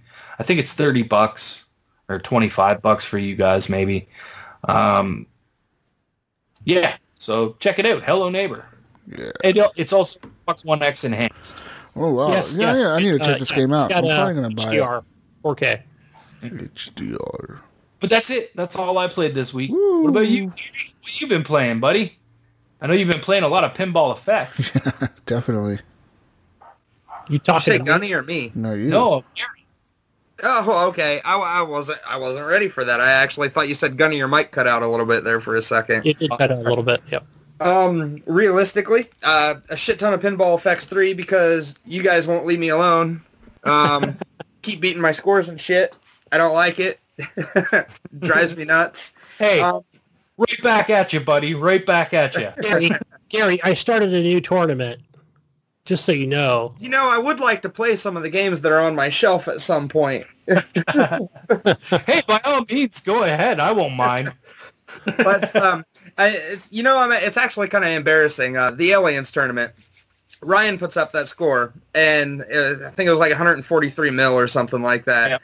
Yep. And I started, I do my normal thing. I start testing out the table, learning how to do the skill shot, which throw that out the fucking door on the Aliens table. And then never drops down that fucking thing. No, it never does. I hit it every once in a while, but it's so rare, rare. So then I learn how to activate the game modes, which goes well. And then I learn how to make my ramp shots. All of that's good learning process. So I start making some good runs, and they're ending at like 70 to 90 million. And I'm like, all right, this ain't going to cut it. So then I realized that in the Aliens table, you don't do all of the side shit. You just go to activate that game mode and try to complete that game mode. Yeah. I think it was over the course of 3 days, I probably spent 6 to 7 hours just to top his 143 million. Wow. I finally had one almost perfect run where I went through all of the modes, activated wizard mode, and finished one more mode on top of that, and I ended up at like 200 mil. So yeah, I have. Honestly, that score has 6 to 7 hours invested in it. I really should probably put that to some other games on my shelf. Yeah. But I'll tell you, man, I tried coming back. I tried and tried and tried to come back. And it was just like, that table was being so cheap, so cheap. That is a cheap table. Yeah. There are so many cheap ball drains on that table. Especially when you finish the mode and then all the fucking guys start coming towards you. It's like, there's times where all those guys are coming towards me, it kicks the ball out, and it hits one of those guys and goes right out the out lane. It's what? Like, I just activated the mode. Like, I just started this. And do you know how to finish that, Gary? Which one? When the guys are all coming towards you? I try to get sneaky and shoot it around behind them so it bounces down. What you're supposed to do is you hit the mission bumper or the little thing that it sits in. She lights it on fire, and then that little drop on the right side, the little drop-in hole, you drop it in that 3 times on fire, and it blows up and kills everything. I had no idea. I can't believe I didn't figure that out all the times that I played. It's not easy to do, though. Now Gary's going to get 290 million. But it's not easy to do because trying to hit both those things in the way of it. Well, those targets are coming down. You have to clear all those targets and then hope you hit them like super fast before they start out again. It's pretty crazy. It's hard to do. I actually pulled that off today when I was trying to beat your score, and that was probably my closest run, and it was like 120, 130 million or something like that, and it was still under my score. But I was like, I just give up. I was like, there was like half an hour left, and I'm like, fuck it. He can have it. I'm going to have to break away from it a little bit to play some of this other stuff that I have. I bought a lot of stuff on Black Friday. There's so much good shit out. I need to stop playing pinball so much. Or man, play some other games. Play some Wolfenstein. Though. Save it up for January, Jigs. We'll do the big tournament in January. Right. Yeah. The last relevant game that I actually finished was probably Cuphead. Cuphead or South Park or the Fractured Butthole. But yeah, I finished Cuphead. Did any of you guys finish Cuphead? I didn't finish it. I got to the 3rd island. No, I gave up on that shit. That fucking shit's hard. But I only played it, yeah. But the reality of it is, it's actually a lot like the pinball tables. You start, it's just pattern recognition. Once you figure out the pattern recognition, you can get through it. The hardest boss of the game for me, that damn dragon. I think he's actually on the 2nd island, but it actually took me longer to beat that damn dragon than it did the final boss of the game. I figured by the time you get to the final boss of the game, you're so kind of acclimated to figuring out the patterns and everything already that nothing else really proposes much of an issue. But that dragon was rough. Another scenario where I have maybe 5 hours into just beating that dragon. Yeah, one boss. Right. South Park, finished South Park. Really good game. Wasn't as satisfying as the first one. I felt the same way. The same. And the end drug out, man. I felt like I was playing the ending of that game for 5 hours. Yeah, and that last boss too. It was just like if you didn't beat it, you started all the way over from the beginning, and it was like, oh my god, I got to do all of this all over again. And again, it's patterns. It's like the same pattern. You got to figure out the pattern and get through it. Right. But yeah, it was a great game. It just I didn't love it as much as I did the first one. I've put a lot into actually both of those, Cuphead and South Park. I think I have 900 gamer score on Cuphead, and I actually think I have 920 on South Park. I saw that you finished that one. Okay. Which one? No, I didn't play it on the hardest difficulty level. It's I usually don't do hardest difficulty level achievements. It's I don't like playing games. I don't like playing games on the hardest difficulty level. It's I mean, some people do, not my thing. It's opposite from our friend Gunny over here. Yeah, I got to play the hardest setting. Don't drop me down. Don't call me a baby. Right. I've never been a fan of it. very few times do I play games on the hardest difficulty level. Maybe your Halos and your Gears of Wars, I'll go that way if I'm playing with friends. But other than that, I like to enjoy my stuff. Yeah, that's something I wanted to ask you, Gary. How did you like Gears of War 4? I thought it was a good way for them to continue the series. It felt really good at certain spots, and it felt really weak at other spots. Like Gears of War can't get a boss right. They can't get a final thing correct. Like it just never feels good. I mean, if you run down the list, okay, General Ram in the first Gears of War, that was a good boss fight. That was decent. But then once you get past that, let's see, Gears of War 2, I think it was the ambient Brumok, which was basically just press right trigger 4 times until it dies. Right, I mean, that was kind of shitty. And then on Gears of War 3, it was the giant bee, which was even worse than the ambient Brumok. And then Gears of War 4, you have, the damn thing that comes out of the ground and you're fighting with a robot there at the end. So it just can't get boss fights right. But do you ever read any of the novels? I have one. Okay. There's novels that go along with this. So kind of like Star Wars, kind of like Halo, like everything else, there's an extended universe to all of this stuff. So if you put any effort into that stuff, you realize that there's a lot that they could do with the actual game and the story. It just seems like they can't execute when it comes to the game. But I am glad that they got away from a lot of the stuff that they were doing in Judgment, and they kind of took it back to its roots. They went to 2-player co-op. They went back to, here's your section that you walked into, take cover, kill all of these enemies, figure that out, move on to the next section. Gears of War, it's really broke up into very easily recognizable segments. You have your, we're going to give you a little bit of story, let you look for some collectibles, then you're going to have, here's the fight shit sequence. Yeah. So, but for the most part, I was happy with it. Cool. Great change of pace from... I know you've always been a huge Gears fan, so... Right, yeah. Right. I've got 2 of the novels, and they're both written very well. Yeah. Karen Travis, I think. Yes. She right. Yes. Yeah. She's a Star Wars writer too. She does some same. Good Yep. And then really, other than that, it's been playing a lot of Pokemon Go. January's a bad month for me at my workplace. Everybody's busy, so usually I kind of play Pokemon Go on the way to work, on the way home from lunch, and then my wife and I go out for like maybe an hour or 2 a night and kind of do our thing. It's I know it was super popular when it first released. A lot of people lost interest, and now kind of the group that I have here in my town, it's kind of everybody likes it. Everybody's pretty hardcore into it. I think we have a group of there's about 20 of them. I can get a group together for a raid boss with no issue, like legendary raid bosses and everything. Wow. Which, we have a group chat on Facebook.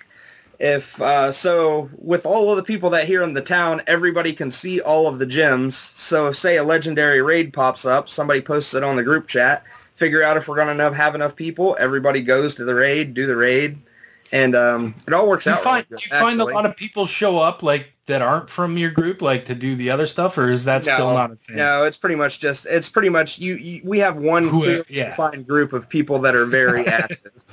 So I remember when it first came out, I would just walk down the street and then I'd go to a place and there would be 3 people there doing the exact same thing, and it's wow, this is actually, you know what I mean? People are actually doing this shit. Or you're standing at a fucking street corner and all of a sudden you look over and you see someone else is also standing at that street corner. You're like, oh, hey, you play Pokemon Go? Yeah, I play Pokemon Go. Oh, shit, I just got this. Blah, blah, blah, blah. You all of a sudden become best friends. It was a social experiment. And I mean, they're making a Harry Potter one soon. That's coming out soon.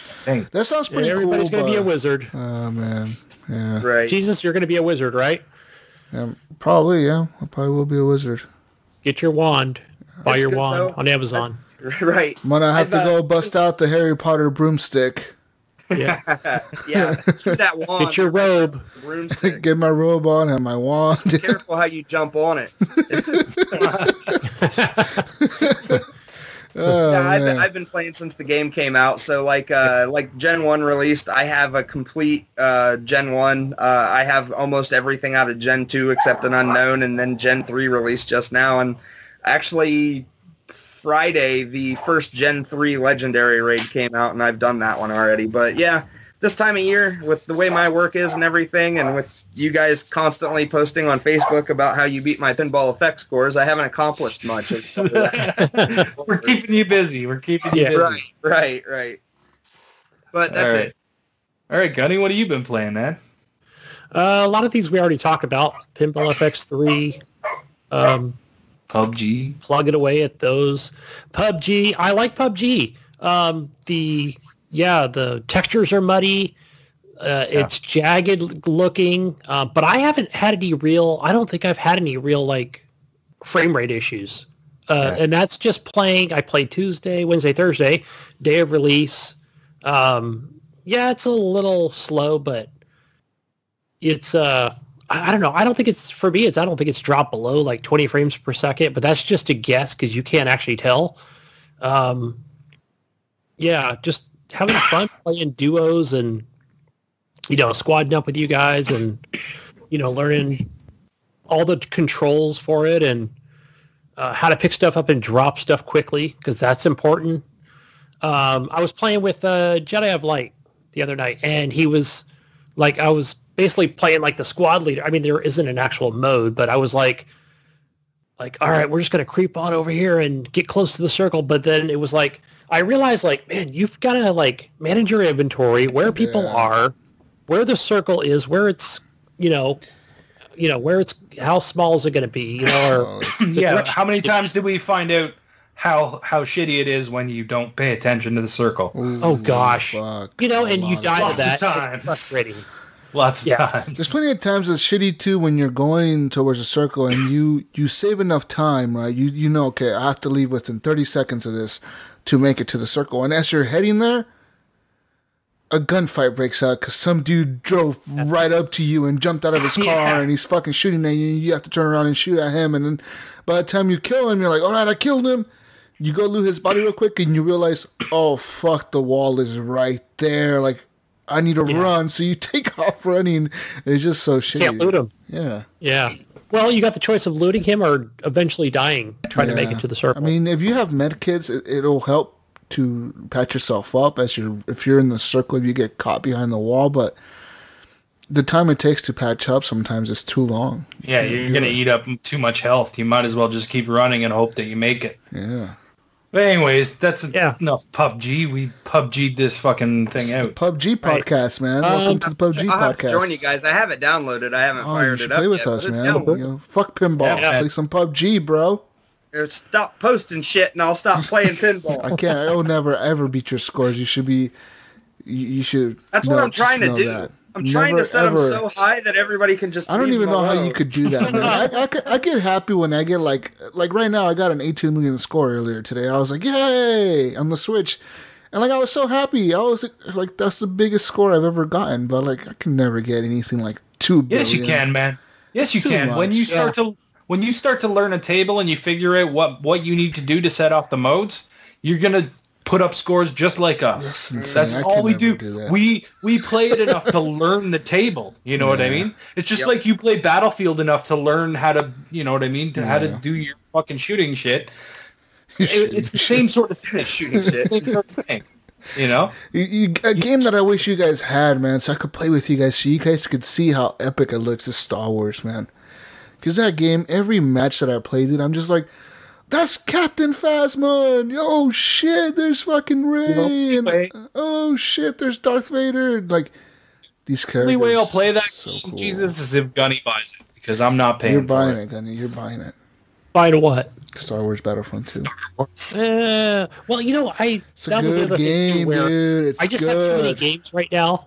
I have too many games going on, and not enough time. Good game. Again, with someone who delivers wine and spirits, I don't know. Like, I won't have until after the first week of January is when things will slow down. That's when people are like, here's resolution, I'm going to stop drinking. And then they stop drinking for like 3 weeks. a week. Yeah, for like a month. And then they're right back at it again. I know. And then every year busy. I'm like, I'm going to do all this stuff. New year, new me. No way. That shit don't work, man. Yeah. So you figure I deliver to a lot of restaurants, and they eat a lot, they drink a lot. So yeah, it keeps me really busy. So, yeah, I'm plugging away at AC Assassin's Creed Origins. Okay, how far are you in the story? How far are you in the story? Tell me. Who have you killed? Aya, his wife. Okay. I think she just left with Cleopatra. I think they said they were headed north. Yeah. Okay. And so, yeah, I love those story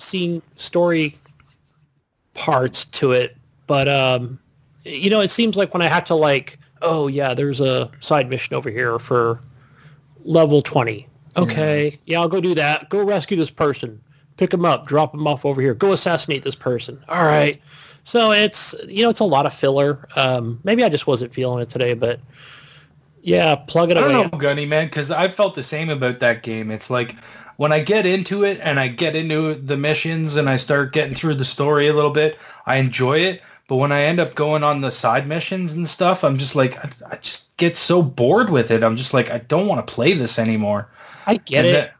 In my mind, I'm like, I'd rather be playing pinball. So then I go play pinball, I did. I was like, that game is so good, man. I don't know how you guys are not really enjoying it. I love that game. I fucking love that game. I'm not saying that I'm not enjoying. Like I enjoyed what I've experienced so far, but I feel like I don't have that push to continue in it. You know what I mean? Like, yeah. I will probably finish the game at some point, but it's like right now I'm just not feeling it. It's good, man. I like the story. Yeah. The only thing that I did not like about the campaign was the campaign seems very broken up. So like you said, Gunny, for one point of the mission for the story, like Aya takes off with Cleopatra, but then the next mission, you see Cleopatra in like Memphis or something like a different city in the game, and I'm like, what the fuck is this? I thought you said you were leaving. And then like just random things like that happen. Like I just don't get why Aya is helping Cleopatra so much. I don't understand that point. I don't understand it. I don't get that. She's like her personal bodyguard. I don't think she's a personal bodyguard. I think she just... Yeah, they don't explain why. Well, what's weird, because they explain that you are a magi, right? So like the magi are like the bodyguards of the pharaohs, or they're like the bodyguard of the pharaoh, but also the protector of the people. So like if the pharaoh goes nuts, it's your job to like keep that fucker in check and kill him or something like that. But Bayek is like a former magi or something, or he was the magi and now he's not because they killed his son or something. So now he's like, I'm a rogue magi or whatever. Pretty much, yeah. And then Aya, she's like, fucking Cleopatra's the queen, the rightful queen, and Cleopatra's brother is now the pharaoh. So Cleopatra's trying to kill her brother or something to become the pharaoh of Egypt. And it's a fucking confusing ass story because Aya is like the bodyguard of Cleopatra. I'm like, shouldn't Bayek be the fucking bodyguard of Cleopatra? Because she gives you like a new badge. If that were the case, right? It would be an open world game where you would be rogue. So maybe that's how they're justifying that. I just don't get it because like Aya doesn't have a magi badge and she can be a magi. I think only guys could be magi or something like that because she doesn't have a badge. And then Cleopatra's like, I need you to be my magi. I'll give you a badge. And she gives you like a new badge. At a point in that campaign, she'll give you a new one, like a gold one, and now like it has the new symbol on it, like her magi symbol or whatever. And then it's like, okay, now you're a magi for Cleopatra, but she's not really the queen, so it doesn't really mean shit. But you never like, she never tells you like, I need you to go kill this guy. It's always you doing things because you want to do them. Correct. Yeah, you're like, really that's weird. Okay, I got it. Let me go do it. I'm gonna go kill this guy. Why? Because I need to kill him. Like, there's no fucking reason to it. It's just like I think he's doing it for Aya. So, yeah, because it seems like they were, they're two peas in a pod. They're like bounty hunters, basically, or at least that's what they're like crazy killer couple. Yeah. Let's hunt together. Their son gets killed and they become crazy killer couple. I mean, it's a really weird story. And then the end of the game was just like, what the fuck is going on here? What happened? This doesn't... Like, between you starting the game and you finishing the game is a 5-year period, supposedly. Okay. And playing 40 hours of that didn't feel like a 5-year period to me. Yeah. You know what I mean? It's like, I don't feel the changes should have been this drastic. Like, a 5-year period happened in all this time? I don't get that. But did you notice also, I think a lot of times when your missions pop up, you might have 2 or 3 different story missions going on at the same time. I don't think they're all too different. They're just different. It's always the same, like kill this guy, kill that guy, kill this guy, kill this guy. Like It's always the same thing. You go into a base, there's a bunch of bodyguards everywhere. Sometimes you have to kill like a dude that's inside a palace or something. So the palace will have like 100 soldiers in there running around doing things, protecting the palace. But by that point, you're so easily leveled up that you could just sneak up and knife everybody in the throat. That's what I did. I killed like 50 guards. I'm like, really, guys? You guys are really bad guards. If I could just come in here and kill 50 of your guys and you guys don't notice that 50 people are dead. Right, all still walking around. You guys should be sounding the alarm and calling for reinforcements if 50 of your guys are dead in the fucking palace, It's just really weird. I don't know. That game is weird, but I like it. Yeah, other than that, I played that Sea of Thieves beta this morning. Sea of Thieves. I checked out that water tech, man. Ooh. It's pretty. So I just jumped in and I went solo. So you have that option. Boat. Get the little boat. It's tough. It's tough when you go solo. I can imagine because I'm trying to figure out how to get the sails down. I'm sitting there ringing the bell like an idiot, all right, that's what rings the bell. Press the X button. Press the X. I was able to get because I got the what is that thing called, the anchor. I got that up, and then the boat's just going sideways, and I'm like, oh shit, how do you? Okay, I can steer it, but I can't make it go a certain direction. But yeah, you could set the sails to, venture out to wherever you want to go. Yeah. And I just kind of around to the different places, and I didn't dock anywhere. The sunset in that game is the best sunset ever. Best sunset. Yeah. I watched sunset, and then I watched it rise again. Or when you go into one of those storms. Yeah. The storms are really cool because the waves hit the boat and the boat rocks up. And the boat's rocking. You're like, oh, and it's raining so hard that your boat starts filling up with water. Yeah, it's pretty It's crazy. I see why, when I first started, right trigger, you get a bucket. And I'm like, okay, this bucket's going to be important for something. Yeah, it is. Yep. You got to bail yourself out. Or when you're really drunk, you can puke in it. Yeah, and then you throw the puke on somebody. And then you throw the puke on somebody. And it kind of blinds their screen. It'll show puke on their screen, and it'll blind their screen for a second so they can't see. So you can kill them. It's helpful, man. If you can get to them if you're that drunk, fuck. It's so hard to move when you're drunk at that game. Yeah. But yeah, I want to play more. I want to get to an island. You know what, Gunny? I'll play with you tonight, Gunny. I'll play with you tonight. All right, cool. Have you played, Gary?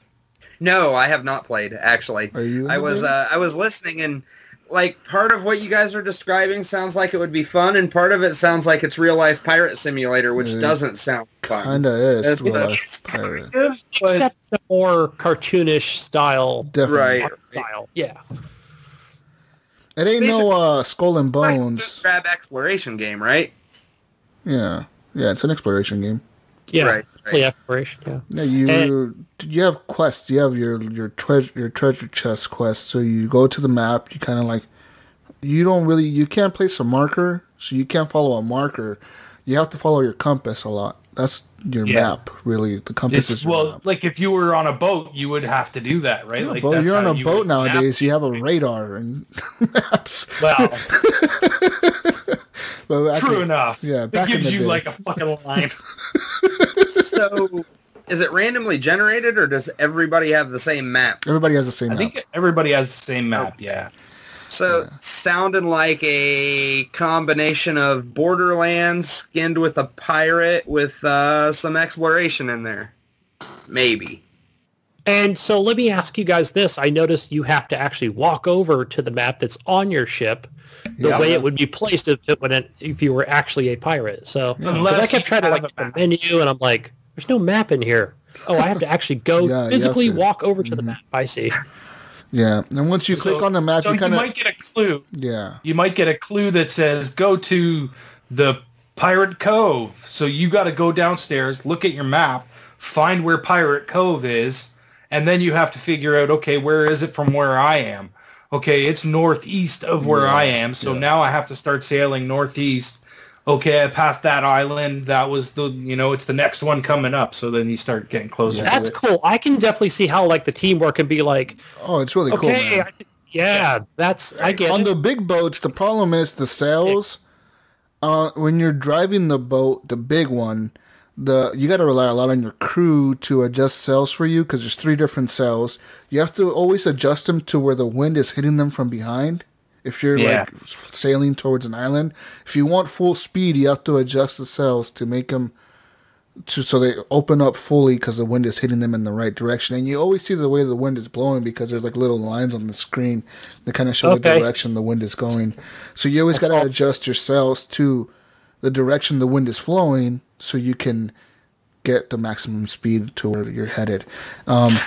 And it's really hard because you got to rely on your teammates to tell you, hey, there's a rock coming up, because you can't see if you're driving the big boat. You can't see. Sails are in the way. Yeah, the sail is all the way open, the middle one. It covers your view of the front of the boat. So you only see like half of the boat.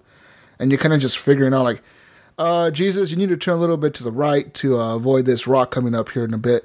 So you're turning the boat to the right to avoid the rock. Or sometimes to make like a real hard turn, drop the anchor, dude. Just drop the anchor to make a real hard turn, and the boat kind of catches, and it'll turn to the left or to the right, depending on which way the wheel is pointed. Huh.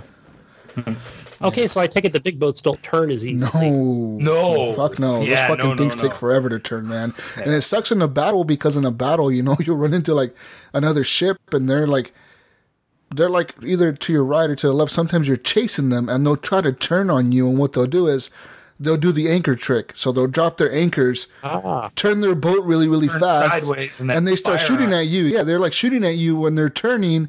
So then you have to like either ram them or try to avoid them, or it's really hard. It's hardcore, man. This sounds like fun. This sounds like fun. We need to play out as a squad. It's a blast. Yeah. So how many people can you have in a party together? 3, 4, or 2. 4.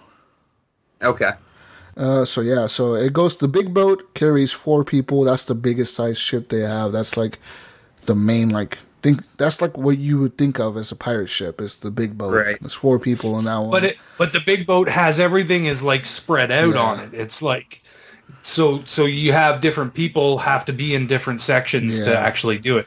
Whereas on the medium boat, they're a little closer together, and then the small boat, they're like really close together. Yeah, so there's a boat. Because if you're by yourself, you got to get to those things quick to change them, right? So there's a boat that you can also have 3 people on, and that's just a little bit smaller than the big boat. And there's a boat that you can have 2 people on. I don't think I've ever seen that one. That boat's smaller than the 3rd-person boat, and then there's a single-player boat, which is the one little tiny raft that you have. It's a fun game, man. It's a lot of fun. And that game... Man, I'm just wondering how they're going to price it, or how they're going to do it to keep players in that world, to keep them going back constantly to play that game. Because that game, if the player base falls off, then that game is dead. Because, you have PUBG on the Xbox now. You have Sea of Thieves, like The Division, Ghost Recon. All these fucking games that require, like, all these huge communities of players. It's like, this is kind of crazy, Like... So this is, like I said this before, that's why I think this game needs to be free to play.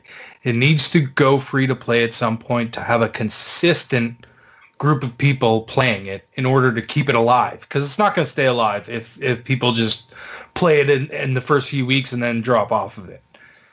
But the good thing is... Did they give a price point on it yet? I don't know. I mean, it's probably a place marker of $60, but... it can't be. Yeah. It can't be. I don't this think has gotta so. Be, this has got to be $30, $40 tops. Yeah. It has to be. Yeah, I can't see this coming out at 60. So. And the thing I found that was weird, Jesus, this time when I played it in this round, I had no missions. There was no maps for me to follow or riddles for me to solve or anything. Maybe now you have to go to the outpost and kind of get a quest from somebody there or something. I don't know. I didn't see anybody, but I didn't really look. I kind of just ran to my ship and got on and started sailing without even checking. So it's possible at the outpost you could pick something up, but I'll have to go in and check that out. If you guys are around tomorrow, I'll play tomorrow during the day. Absolutely. I definitely see potential in this game a lot. Yeah, it's a lot of fun. I played Hello Neighbor. We talked about that. Yeah, just I'm down in the basement. It really gets you thinking. Even after I stopped playing a game, I'm like, oh, okay, there's different things. Like you're still thinking about different ways to progress the game. Yeah.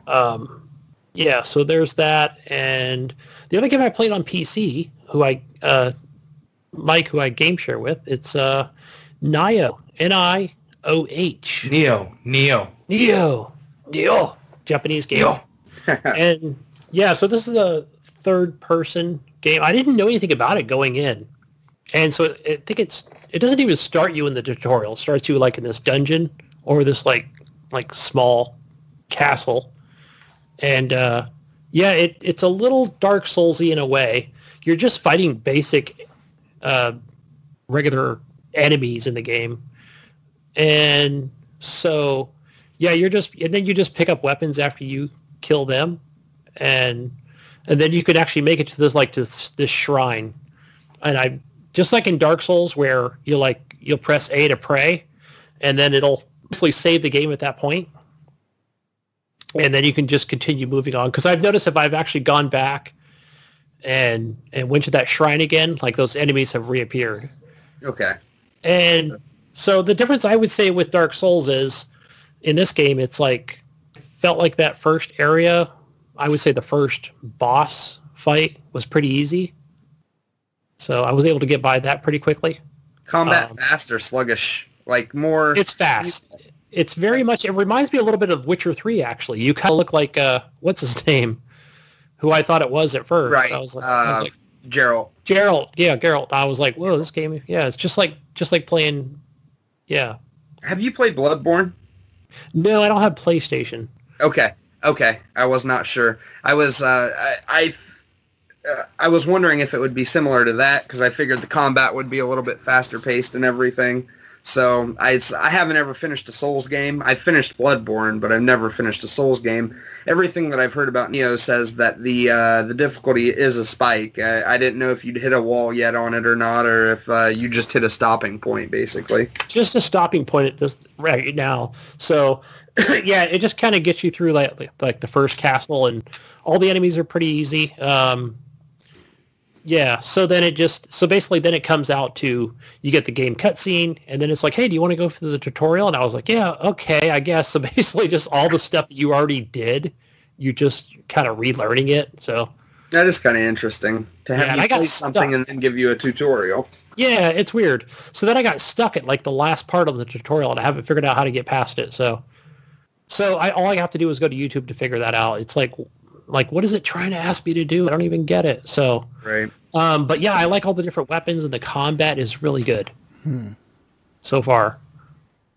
Yeah, so that's all I played, gentlemen. All right, Gunny. Yeah. Time to move on to the news now. News time. News time. I'm going to read some news articles for you real quick. Talk about some news. The news of the week.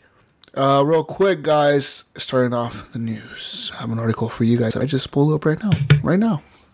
Throwing a curveball. Right, tech. Battlefield 3, or the next Battlefield game, would be Battlefield Bad Company 3, possibly. This is a leak that came recently, earlier this year. According to some people, Battlefield Bad Company 3 campaign could be set during and after the Vietnam War.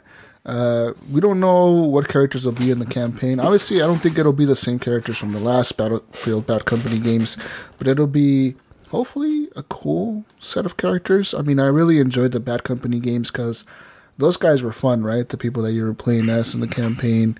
They were. The dialogue was good. The dialogue was cool. They were always joking around with each other like, fuck, we started a war with the Russians, all that shit. Those guys are really awesome. So there's that. Another news, Firefox news real quick. If you use Firefox, there's an add-on that was added to your browser called, forget what it was called, Looking Glass. And this add-on is an ad for Mr. Robot. It's actually a game that you can play and figure out who... it's based on the show Mr. Robot, so you know it's about hacking and stuff. And it kind of lets you play a game to try to figure out who hacked your browser, blah, blah, blah. But it's not really someone hacking your browser. It's just an ad campaign for the show Mr. Robot. But apparently Firefox is getting a lot of fucking shit for this because people are mad. People are like, what the hell? You know, or looks like it would be a virus. You know what I mean? So it does. People are freaking out because when you see it, you click on it, it'll say my reality is just different from yours. That's what will pop up on your browser, and you're like, what the fuck? Ooh, Anonymous hacked me. You know what I mean? Like, you think someone hacked you or something, you know? Like, fuck, you get all scared and shit. It seems like a really weird sort of way to advertise a TV show, but it makes sense with the show. It does, but it's just if you're just a regular user of Firefox, though, you're like, what the fuck is going on? Yeah. If you have no idea what Mr. Robot is and like. It would freak the fuck out. Yeah, you would freak out, man. You don't know what the hell. It's like something popping up on your Xbox because of, you know, some game on there or something, you know? It's weird that they choose, like, Firefox. Yeah, to be their partner. You know, to do that sort of advertising. Like, I know Firefox is pretty big, but I mean... I know a lot of people use Chrome a lot, too. I mean, surprised they didn't use Chrome, yeah. Google's probably like, fuck that, won't be a good idea. Google probably put it the same with Microsoft, right? They were probably like, no. We don't want to add this shit to our browsers. Firefox is like, yeah, sure, fuck it, yeah, let's do it. Sounds like a good idea. Any publicity is good publicity, right? Apparently, according to Firefox. In other news, guys, Crytek is suing Star Citizen Studios over the use of the CryEngine. And, so basically Crytek, the maker of the CryEngine game engine, is suing the team behind Star Citizen for breach of contract. Apparently, this lawsuit comes in the heels of Star Citizen Studios. I think, what are they called? What's the studio called for Star Citizen? Well, it says here that the companies named on the lawsuit are Cloud Imperium Games and Robert Space Industries as the defendants of the lawsuit. Basically, these are companies that were co-founded by Chris Roberts, the creator of a Wing Commander franchise. Apparently, these guys are the ones behind the Star Citizen project, which is that online game that's like crazy as fuck. It's never going to come out. That people paid hundreds of dollars for. But Ryan, they're saying that they want to continue. They want to make a Star Citizen online multiplayer game, which will be a persistent universe, is what they call it. And then they're also going to make a single player game of the Star Citizen game called Squadron 42. Crytek has said in the lawsuit that they had no rights to make other games than Star Citizen. Like, they paid us to use the CryEngine for Star Citizen. They didn't pay us. If they're going to make something else, they have to pay it again. Yeah, they didn't pay us to use the CryEngine for these other two games. Like, what the fuck is this other shit, you know? And apparently they're just suing them for that. Apparently in December 2016, both CIG and RSI, the companies being sued, said they're leaving the CryEngine 3 engine behind and they're moving on to Amazon's Lumberyard engine. But apparently Amazon's Lumberyard engine is a form of CryEngine. Like, Amazon uses the CryEngine to make their engine. So the company's still suing them, like saying, fuck you guys are still using our engine. That's fucking stupid. But yeah, so there's that. I mean, apparently the lawsuit's going to go on now. And people are saying, like, you know, if Crytek wins, they could possibly take down Star Citizen. Man. Yeah. That's crazy. One company giving another company a middle finger. Yeah, pretty much. I was trying to think. I was like, who else could you compare that to? And I was like, well, you could compare that to Fortnite. But wait a minute, that's Epic. They own the Unreal Engine, so they can do that with it. I was going to say, realistically, a lot of people pay Epic for the Unreal Engine. Yeah. Right. They don't get to go make 5 other games once they make that one game. Yeah. That's what I mean. I was kind of trying to think of another game that did something similar, right? But and that was the only one I could come up with. It was Fortnite, and it's like, but they own Unreal, and that's what they're making it on. So yeah, they could pull that off. I remember years back there were a lot of lawsuits over the Unreal Engine. I can't remember. Yeah, it was. Oh yeah. I can't remember the major game that was wrapped around that one. So Too Human. Sounds right. Yep. That was. I think it was Too Human, if I'm not mistaken. You are correct. So, yeah, apparently Crytek is suing for copyright infringement on the Cry engine. So we'll see how that turns out. I mean, it'll be a big hit for the Star Citizen community to get their game taken down. Or these other 2 games that are coming out related to Star Citizen taken down because of this lawsuit. Keep you guys updated on that whenever more information comes out. Well, to be honest with you, they shouldn't be moving on to make different games until they get the fucking first one done. The thing is, they make so much money off that, calling it a beta or whatever. Like, and people like buying like ships for like $300. I have stories about this. I have stories about these ships later on, Ryan. Oh, do you? And other news. Wait. Jesus, before you go on to the next piece of news, in some non-gaming related news, I wanted to ask you a question. How do you feel about these new vaping laws that are getting passed? Because they are getting passed up here too. Yeah, these ones where they're banning the flavors, they're banning things. You can't teach a person how to use it anymore. You can't. You can't have flavor in it anymore. You can't display it anymore. It has to be like cigarettes. I don't know about you guys, but up here, you cannot display cigarettes. They have to be behind the wall so that it's not visible to a customer. Well, I think in the U.S. you can display. They could be seen by the customer, but you can't display ads for the cigarettes. Oh yeah, no, they have to be in closed cupboards up here. Like you can't. That's trippy. You can't keep them. Yeah. And here you can display them, but you can't run ads on TV for them. You can't add radio. You can run radio ads. You can't. I think if you display them in your store, you can display them in store, but you can only display them like at a store where it's being sold. So like they can't buy up advertisement for Marlboro like at a Safeway or something random like that, you know, like it has to be like at a 7-Eleven or a mini market or something like that where you can display an ad for it. But you can't display any kind of advertisements for cigarettes in the States. Yeah. Yeah. Vaping laws. Away? Yeah, vaping laws. I know in San Francisco there's been no flavors for about a year now almost.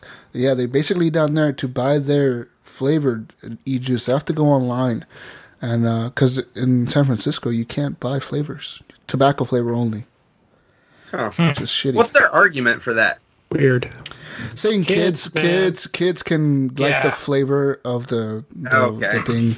And it's the same sort of thing they did with cigars. They did that with cigars up here. You can't get flavored cigars, or you can't get flavored like blunt papers and stuff like that anymore. Yeah, no more grape, man. Yeah, man. No more grape. Fuck. But yeah, see how that turns out. In Oregon, they recently passed a law where, beginning last week, you have to be 21 and over to buy vaping products and cigarettes. Jesus, that I kind of understand. Yeah, you have to be 21 to buy them.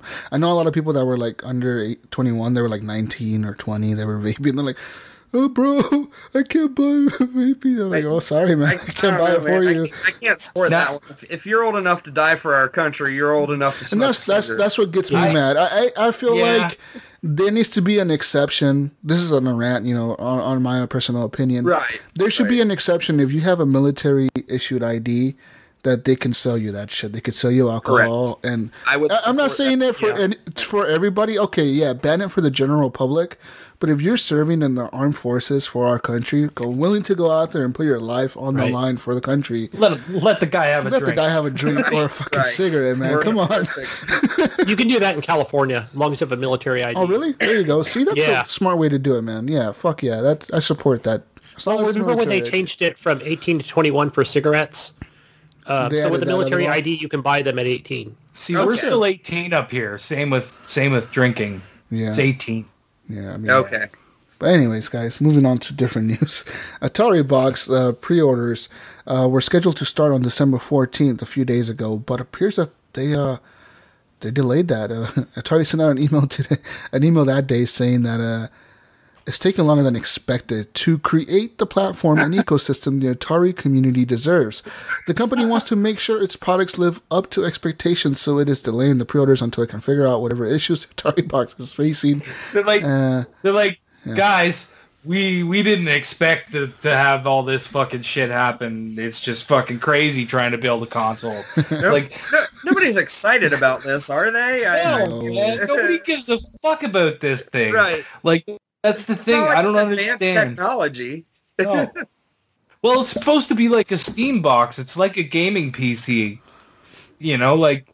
But Steam box isn't fucking blowing the socks off the world either. So, why are you even trying to imitate something that's not doing well in the market? What the hell was Atari doing before they started this stupid idea? Anyways, licensing. Even Atari. This is a different. It's not what we know of Atari. You know what I mean? It's. I think what it is for the nostalgia, and now they're trying to put something out to fucking make some money off the name. It's a retro box using the Atari name. For the Atari company, but it's not a retro box. It's gonna play fucking today's games. It's not a retro box. It's not a Pi, right? Not a Raspberry Pi. It looks like an Atari. Steam box. It's depending to see what developers are gonna do, if they're gonna support it or not. That's the tough one, right? To know if they're gonna if you're gonna have EA or Ubisoft or Activision making games for this as well as the other platforms. I just don't see that happening. But be ports, you know what I mean? It'll be ported, I'm sure. They're saying the console guys. There's a lot of money right now and say get out. If you're interested, guys, the console will be priced in the $250 to $300 range, depending on the SKU you decide to buy. There will be higher power SKUs for the bigger price range, the lower powered ones for the lower range, and you will also get a discount if you pre-order on the day they release them for pre-orders. So early adopters will get discounts on the console itself. It will feature an AMD processor and a Linux operating system, so it'll be like an open system almost. But there's no details about any games coming out for it or any preloaded games being on there. Of course not. I'm assuming that Atari, where do I sign up? knowing no details. Atari, they're gonna preload a lot of Atari classics on there. I'm sure. That's what I'm thinking.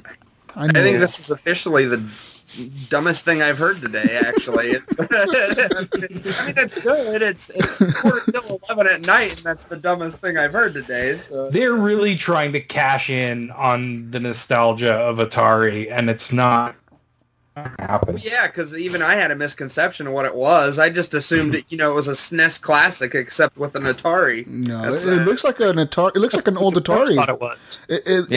I seen pictures of it. It looks just like the Atari, man. It looks like the console, but with newer hardware in it. I don't see it. It has the wood grain, bro. It has the wood grain. Yeah. It's got the Atari symbol on the front. Yeah, so. Fuck yeah. It'll what probably, else we got, probably light up when you turn it on. Fuck yeah. Oh, yeah. Switch accessory, guys, will turn your Joy-Cons into a doggy. A Dodge. Is that what people call dogs nowadays? Doge? Doge? Doge? So basically, you know how the Joy-Cons, when you put them on that little sliding cube thing, it kind of looks like a dog? Well, apparently there's a new grip for the controller that kind of makes it look like a dog. It even lights up, it uses the lights on the controller to light up the little eyeballs of the dog, and it has a little logo on the screen, not on the screen, but on the pad thing grip. There's a little dog mouth with the tongue sticking out in the nose. I'm just saying, if you want. I gotta be the first to admit, I never thought it looked like a dog until I saw a picture of it with the dog sticker. Well, on it, if you want it, that looks like a dog. If you wanted to make it look like a real, this is called the Pupper controller attachment, made by Hyperkin.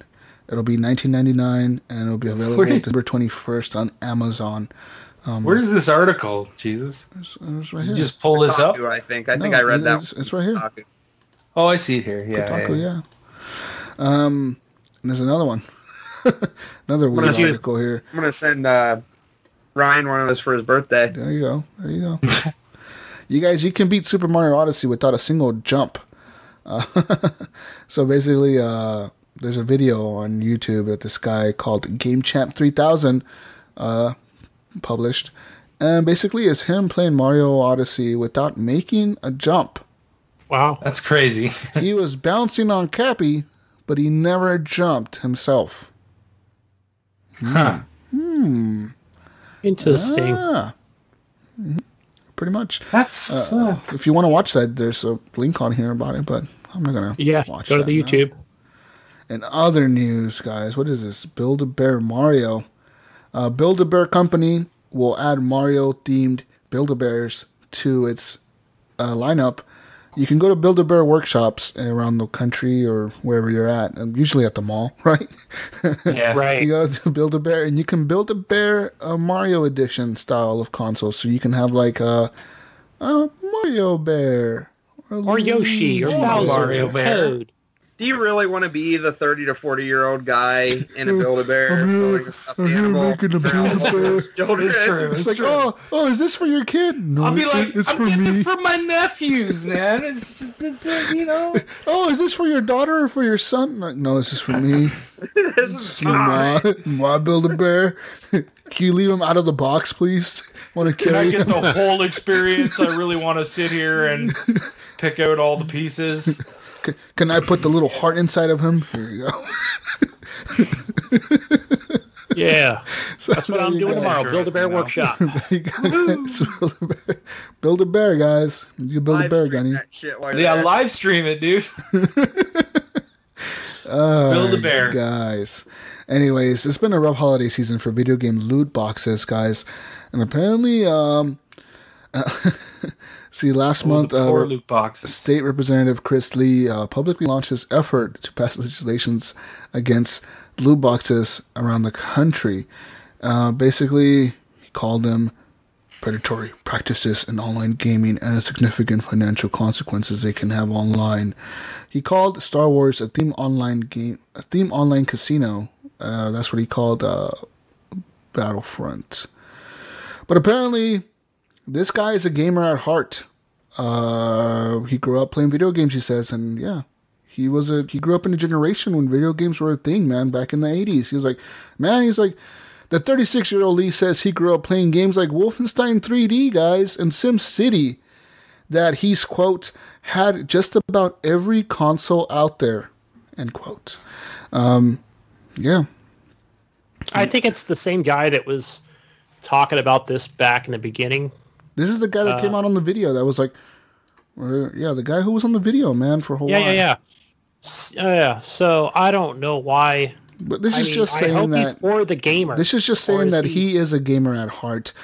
He says that there are about 4 or 5 other avid gamers in the Hawaii legislature, and that many lawmakers he's worked with in other states are gamers themselves, even if they don't make it publicly known to the public. They're actual gamers. He says, quote, "It's ironic that the gaming industry had all these customers and all these players that it created 20 plus years ago that are now in positions to affect where that industry is headed today.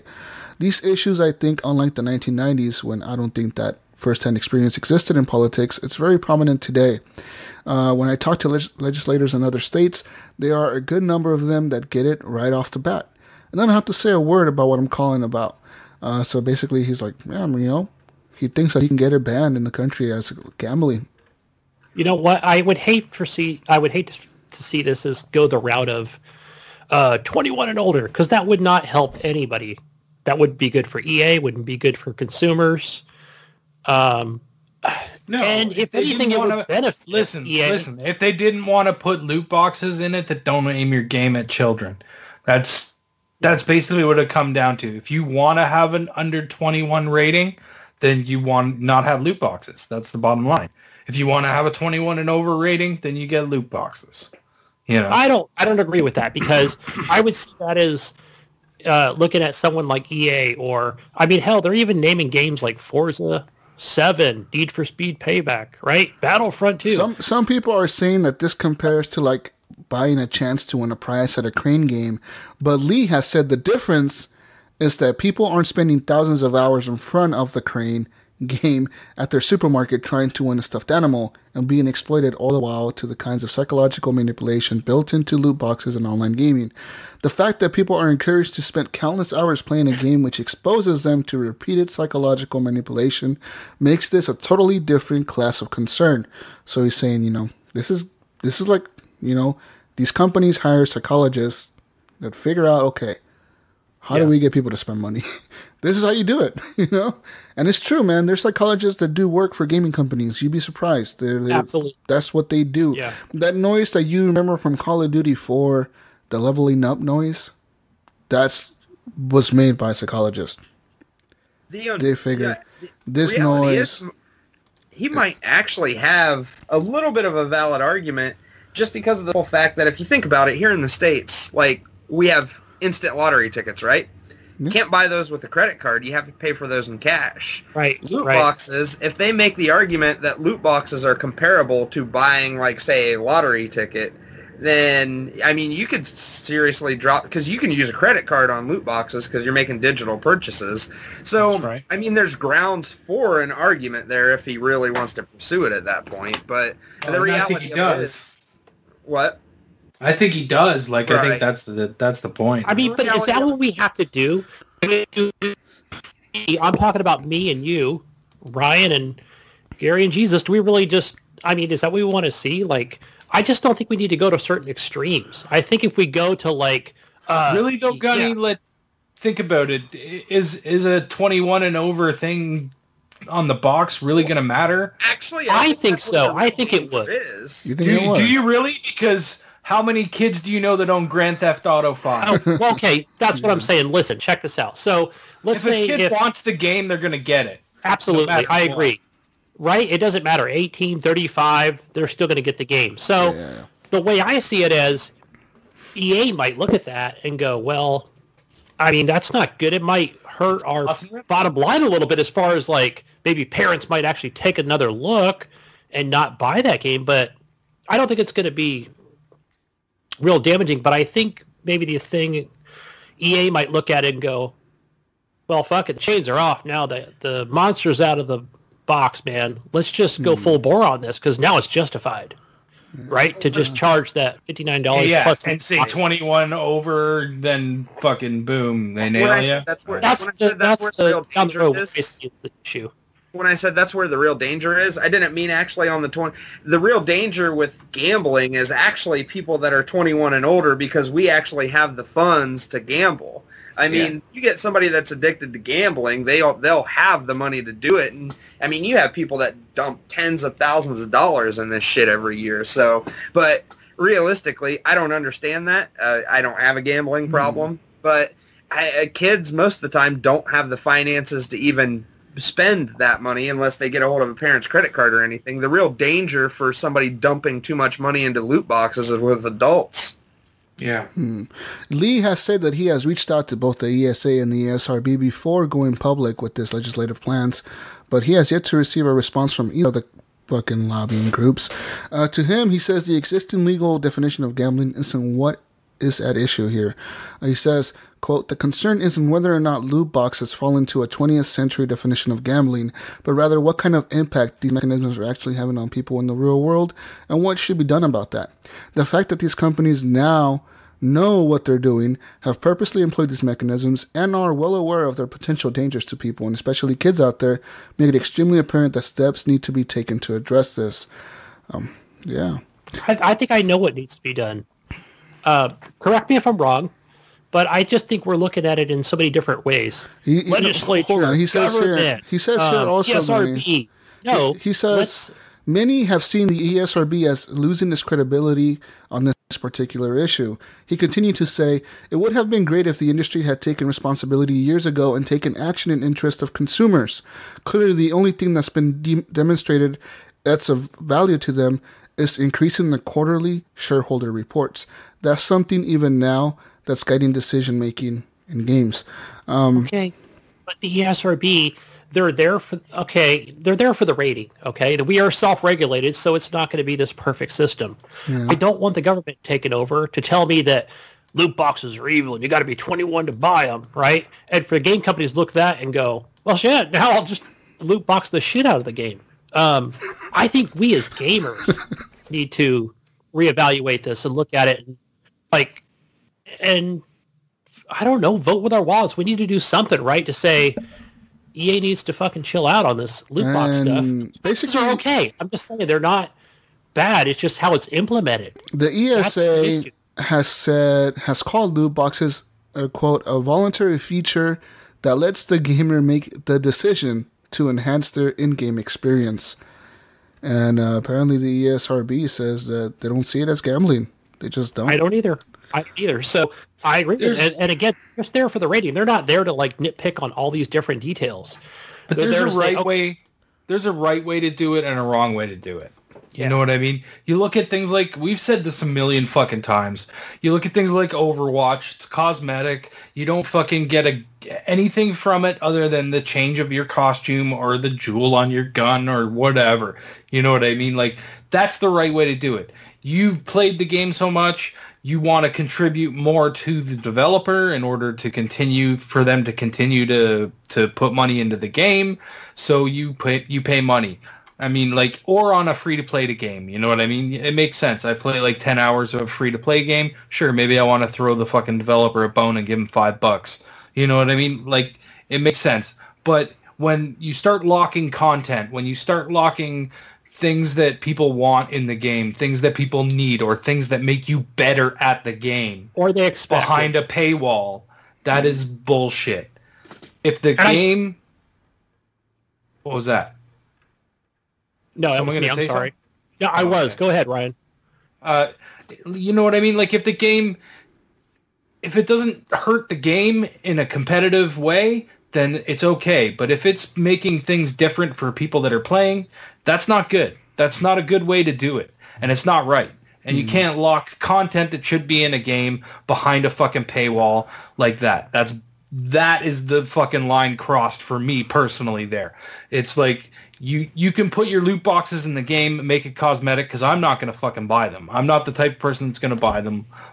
Like I said, unless I'm putting so much time into your game that I feel like you deserve more money from me, you know what I mean, then maybe I would.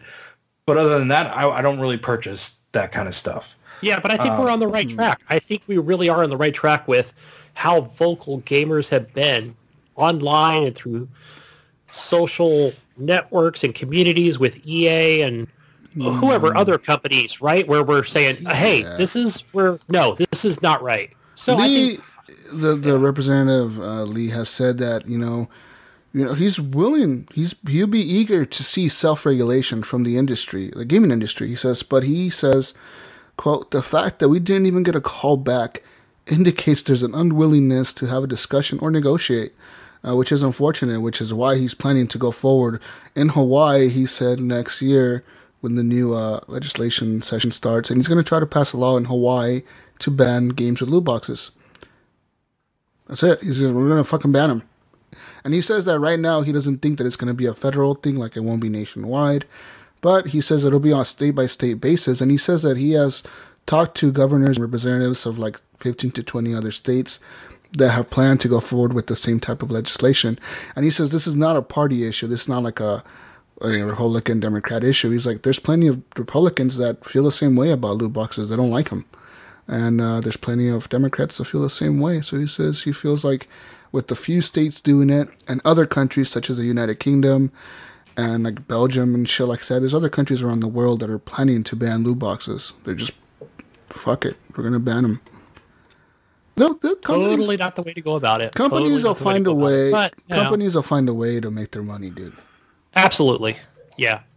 Jesus, we as gamers need to stand up. I don't need my governor or my legislature to help me. I don't need to call the ESRB. That's just not how to handle this at all. Jesus, I think we can probably skip the next one. Yeah, just because it's it's a video and you have to watch it in order to understand what the hell's going on. And in other news, guys, video games may help ER doctors improve their skills. This article says emergency room doctors must think fast, and video games might help boost their decision making. This new research suggests a study led by the University of Pittsburgh School of Medicine found an adventure video game improved ER doctors' abilities to assess the level of care needed by trauma patients. Physicians must make decisions quickly and with incomplete information, said a study author, Dr. Mohan. And basically they say, each year, 30,000 preventable deaths occur after injury, in part because patients with severe injuries who initially present to non-trauma centers are not promptly transferred to a hospital that can provide appropriate care. So she created a video game called Night Shift with Shell Games, and it features a young fictitious ER doctor. And apparently, you make decisions. It's a video game, ER video game for doctors to play and learn how to assess different situations quicker and better and more efficiently. Cool. So yeah. I mean, it's a great idea. You know. Yeah, I agree. People use video games for all kinds of things, dude. Be a good team building exercise as well. You know what I mean? Like, you're working together to do stuff. So. Mm-hmm. And you see video games being used to train military people and how to fly drones and shit. And, you know, video games are used for all kinds of things. They train police officers sometimes, you know, different things. Yeah. Let's see here. I don't want to read this one. Fuck this article. Let's move this. Just move on, guys. Alibaba, the company that super big, other parts of the world, has backed an augmented reality startup which makes driving look like a video game. Apparently, there's a company called Wayrays. They're going to make augmented reality driving systems for windshields. Yeah. Basically, I've heard about this. You'll have like a heads-up display on your windshield, which will indicate your speed and the lane. It'll highlight the lane, and like as you're looking through the windshield, it'll highlight the lane that you're supposed to be in. That is fucking amazing. Go. Like, that would be so cool in the winter up here when it snows like crazy and you can't see what fucking lane you're in.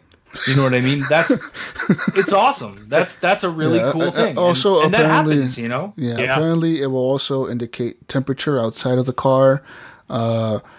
It'll show a GPS like, so if say you have a Google Maps up and you say I need to go here, and it'll highlight the lane that you're supposed to follow to get to your destination. But yeah, it'll have a heads-up display on vehicles here shortly. They said they're working on getting contracts with companies that make cars to put these in their cars. Yeah, apparently they're working with Ford right now and Porsche. So see. I'll never buy one of those, so I'll never get to experience that. But you never know; it might become a common thing. Yeah, in 20 years or something, maybe. Yeah. Guys, the last car you ever own will have this in it. Right. Guys, I want to talk about real quick. Dumping money into cars. I have an article here that is an article with the list of the most cruelest and most messed up things gamers have done to other gamers, guys. So here, starting in number 1. In 2006, a group of players from the Serenity Now Guild in WoW decided to crash a funeral that was taking place in World of Warcraft. They had discovered the event after another guild had advertised it through the game's official forums. It was set to commemorate the real-life death of one of their members after she had died following a stroke. The only issue was that where they were holding the in-game funeral was a PvP server. So basically, you get in there, you kill anybody, you know? So apparently this allowed Serenity Now, the guild, to crash the funeral and massacre everyone who was present. The plan was made even worse by the fact that no one at the event was prepared for an attack. So none of them had weapons on them. Why would they put it in a PvP server? Like, why? How did they not see this coming? So bad. You know what I mean? Basically, like, it sucks. They killed it was a real person. Like, if they were talking about a fucking character that died or something, then it would have been like, oh, well, who cares? But it was someone in their guild. It was a real person that died, so that was kind of disrespectful of them to do. But it's like, why would you not set that in a PvE server so that you're not getting attacked by anybody? Especially if you're going to it without any weapons, and you know what I mean? This whole thing. How did you not think that you're all dressed nice? At least they probably were dressed in their nicest clothes before they died. Yeah, their nicest armor. Before they died. Oh man, that's so sad. Yeah, that sucks. Yeah. Oh man, they didn't expect. That's a pretty shitty thing to do. The defense of their guild was they didn't expect someone to crash a funeral and kill everybody. Just the truth. I mean, I guess you figure. Yeah, it's the internet. You should expect anything. Expect anything. Exactly. In other news, in the next article, World of Warcraft players intentionally spread an unstoppable disease. Another event that happened in World of Warcraft was called the Corrupted Blood Incident. which was a bug in the game that allowed a particular detrimental effect to make its way outside of the proper area. It essentially acted as a disease that would kill weaker players incredibly quickly and leave those who had a high enough level fighting to stay alive. The problem was made worse when certain players would purposely contract the disease and then travel to populated areas with the sole intention of passing it on to as many people as possible. The spreading of the virtual disease killed thousands of players in World of Warcraft and left major cities completely abandoned. Wow. Damn. That's pretty crazy. But guys, number 3, I have a 10-month infiltration to assassinate a guild leader. EVE Online is a game that is practically designed for players to carry out long-term plans and feats of espionage. The huge corporations that players run in the game and the fact that the rules allow for all sorts of foul play has made it an attractive way of interacting within the virtual world for many, many players. Perhaps the most famous heist in the history of the title came in 2005. A group known as the Guiding Hand Social Club spent 10 months infiltrating the Ubiqua Seraph Corporation at the behest of a client. Spies managed to implant themselves in almost every area of the target, and one member was able to gain the trust of the CEO, who they had been hired to kill. At the moment of their betrayal, they managed to destroy her prized ship, kill her, and steal billions of dollars of ISK, which had a real-world value of around $16,500. So basically, they go in there, 10 months, become their friends, go up the ladder. 10 months later, just kill everybody on the ship, steal the ship, kill the commander, steal all their gold. Anytime I see an EVE Online story come up on the internet, I read it because I don't know what type of person you have to be in this game. It's crazy. It's nuts. It's pretty crazy, yeah. And number 4, guys, I have a father hired virtual assassins to kill his son in online games. After fearing that his son was spending too much time in online video games, Chinese father, Mr. Fang, decided to take matters into his own hands. He hired a series of experienced players in the various online titles to track down his son's characters and mercilessly kill them over and over again. The boy eventually was able to discover what his parent has done when he confronted some of his attackers, and he demanded to know why the fuck they were constantly harassing him in the games. And they told him, well, dude, your dad paid us money to kill you. Sorry. That's funny. So crazy. That's intense. How did this decision process happen? I could either take away a system or hire assassins to make his experience so shitty that he'll just quit playing games. Oh, man. Well, maybe you don't know. Maybe he had taken away the console so many times that it was time for assassins to come in and he went to the Assassin's Creed of video games and told them he needed him. If you're ever at a point in your life where one question is one thing, and the next is, or should I hire assassins? Go with the first question. Right. Hiring assassins is never going to turn out well. Oh, man. He found out what was going on. Guys, in other news, I got more here. An EVE player betrayed his corporation and stole a space station. Following a period of dissatisfaction with the Circle of Two Corporation, a high-ranking member known as the Judge decided that he would leave the group and exact some revenge. Paid with in-game currency, he received 300 billion ISK from the Imperium Corporation and then promptly handed over control of a vast space station to them. Not only did the Circle of Two lose a structure that cost around 250 billion ISK, but their members were also left without thousands of ships and items that were transferred along with the station. So this dude was like, you know what? Fuck my corporation. I control this space station. I'm going to sell it to somebody. And he did. 300 billion ISK, man. That's a lot of money. Yeah, man. Definitely a lot of money. And he just gave control to the other corporation. Like, here you go, guys. Your new space station. Peace out. Wow. I'm out of here. I'm going to take this one I'm rich, ship bitch. and be off. See you later. I'm rich, bitch. It has to have some real life danger involved in it, right? Someone will fucking come and kill you. People know where you live. Yeah, that's true, huh? Like I figure if you're that high ranking where you control a fucking space station of a corporation, they probably do have like rules where like They need to know where you live, where you work, what you do. Right. what your social security number is. Run a background check on you or something. I don't know. Right.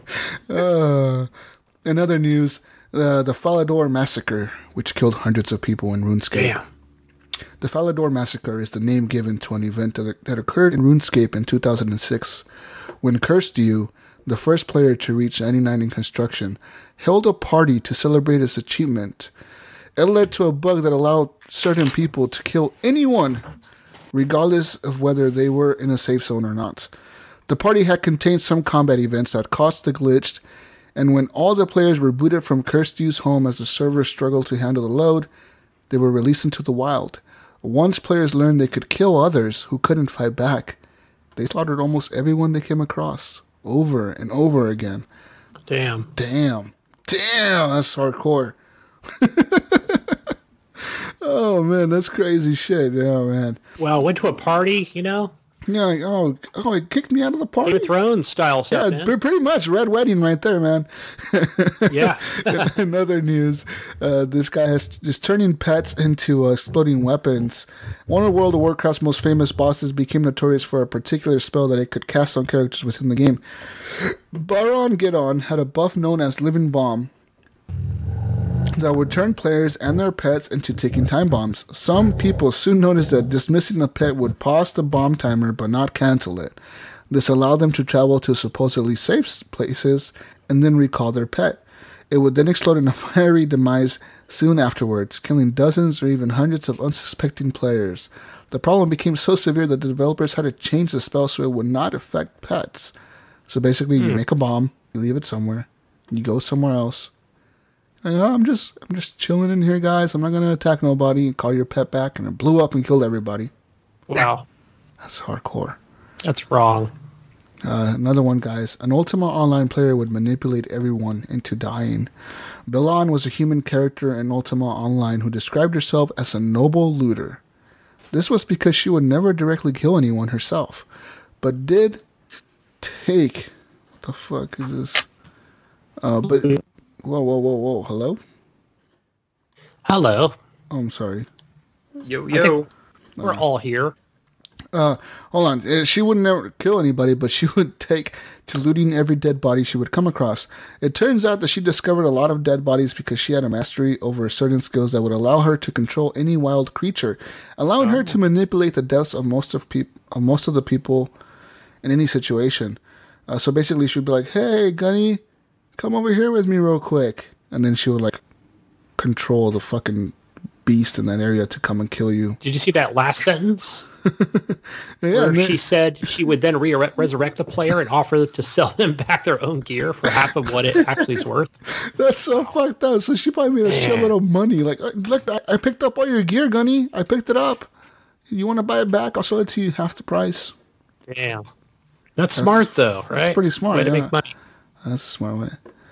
And number 9, players deliberately crashed a RuneScape for others. An update to the online MMO RuneScape in 2009 led to the discovery that it was possible to purposely crash another player's client. This would force them from the game, allowing others to kill their character and steal their gear.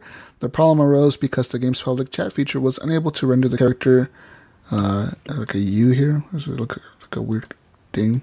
And it would instead cause a fatal error.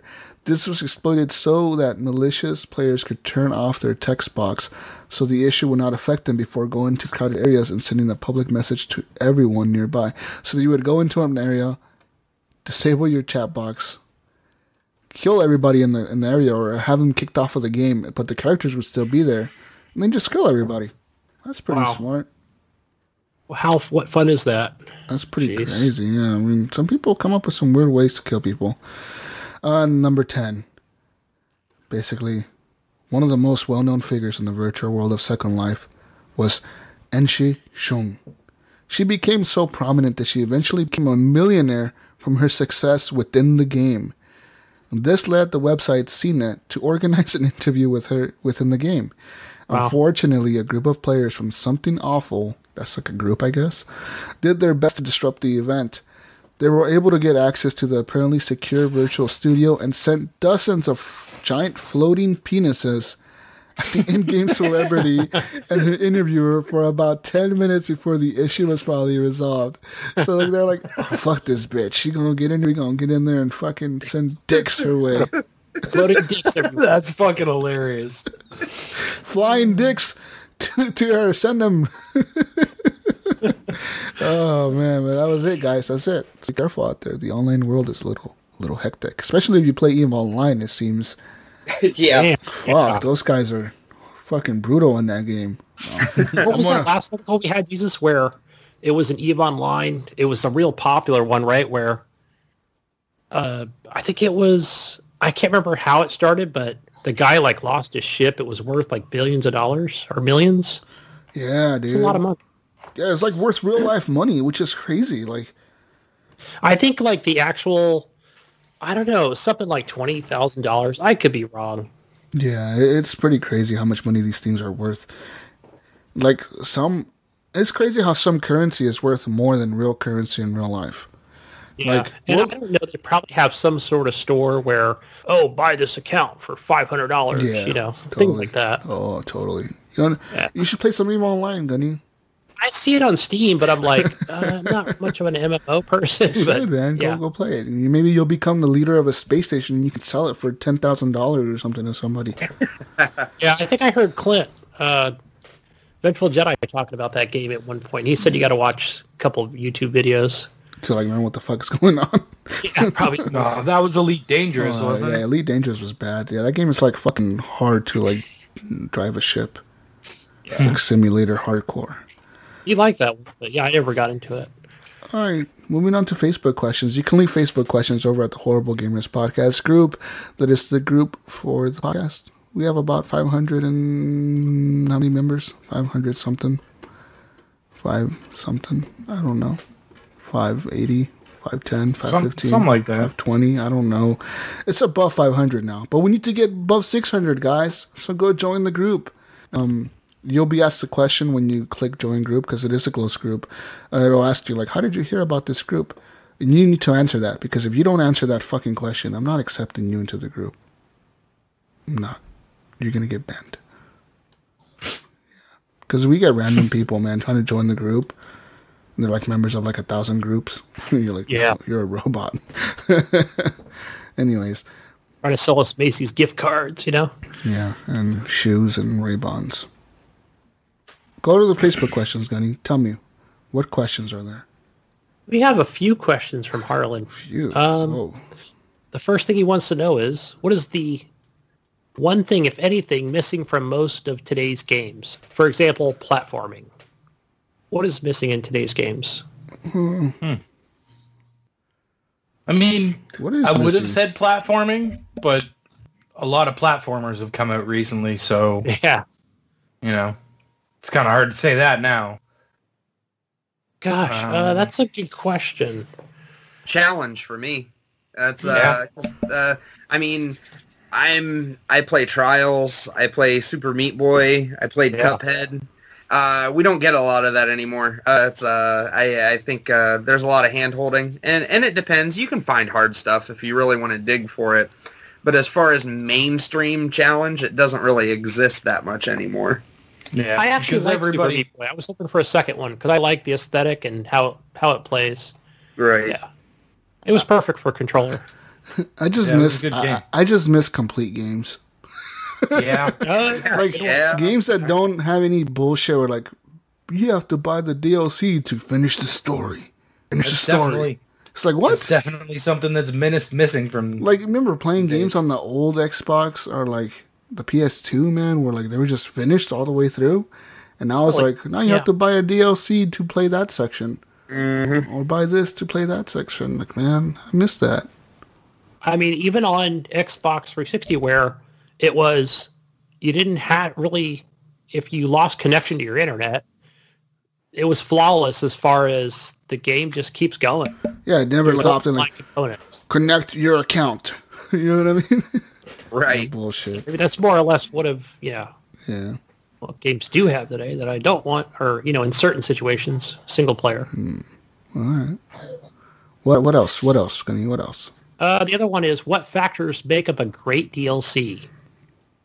I gotta say, like, yeah. When I think of great DLC, I think of like Borderlands 2. Borderlands 2 had fucking great DLC. All the DLC for that game was fucking fantastic. So, I mean, like, just give us good story that you can relate to, that, you know what I mean, is interesting. Yeah, length of content, I'd say as well. That be debatable, but...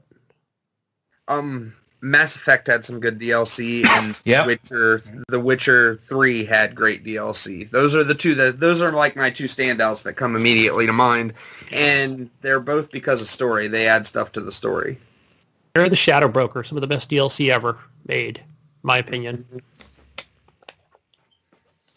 What's next, Gunny? What are your hopes for that game, Anthem? I hope it's good. I think it was a great trailer, but yeah. I'm not getting my hopes up too high yet. Oh, man. Let's see more.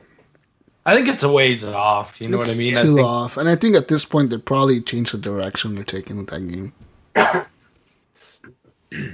don't know. I think it'll always be an Iron Man simulator in fucking Destiny. That's what it looks like. Type game.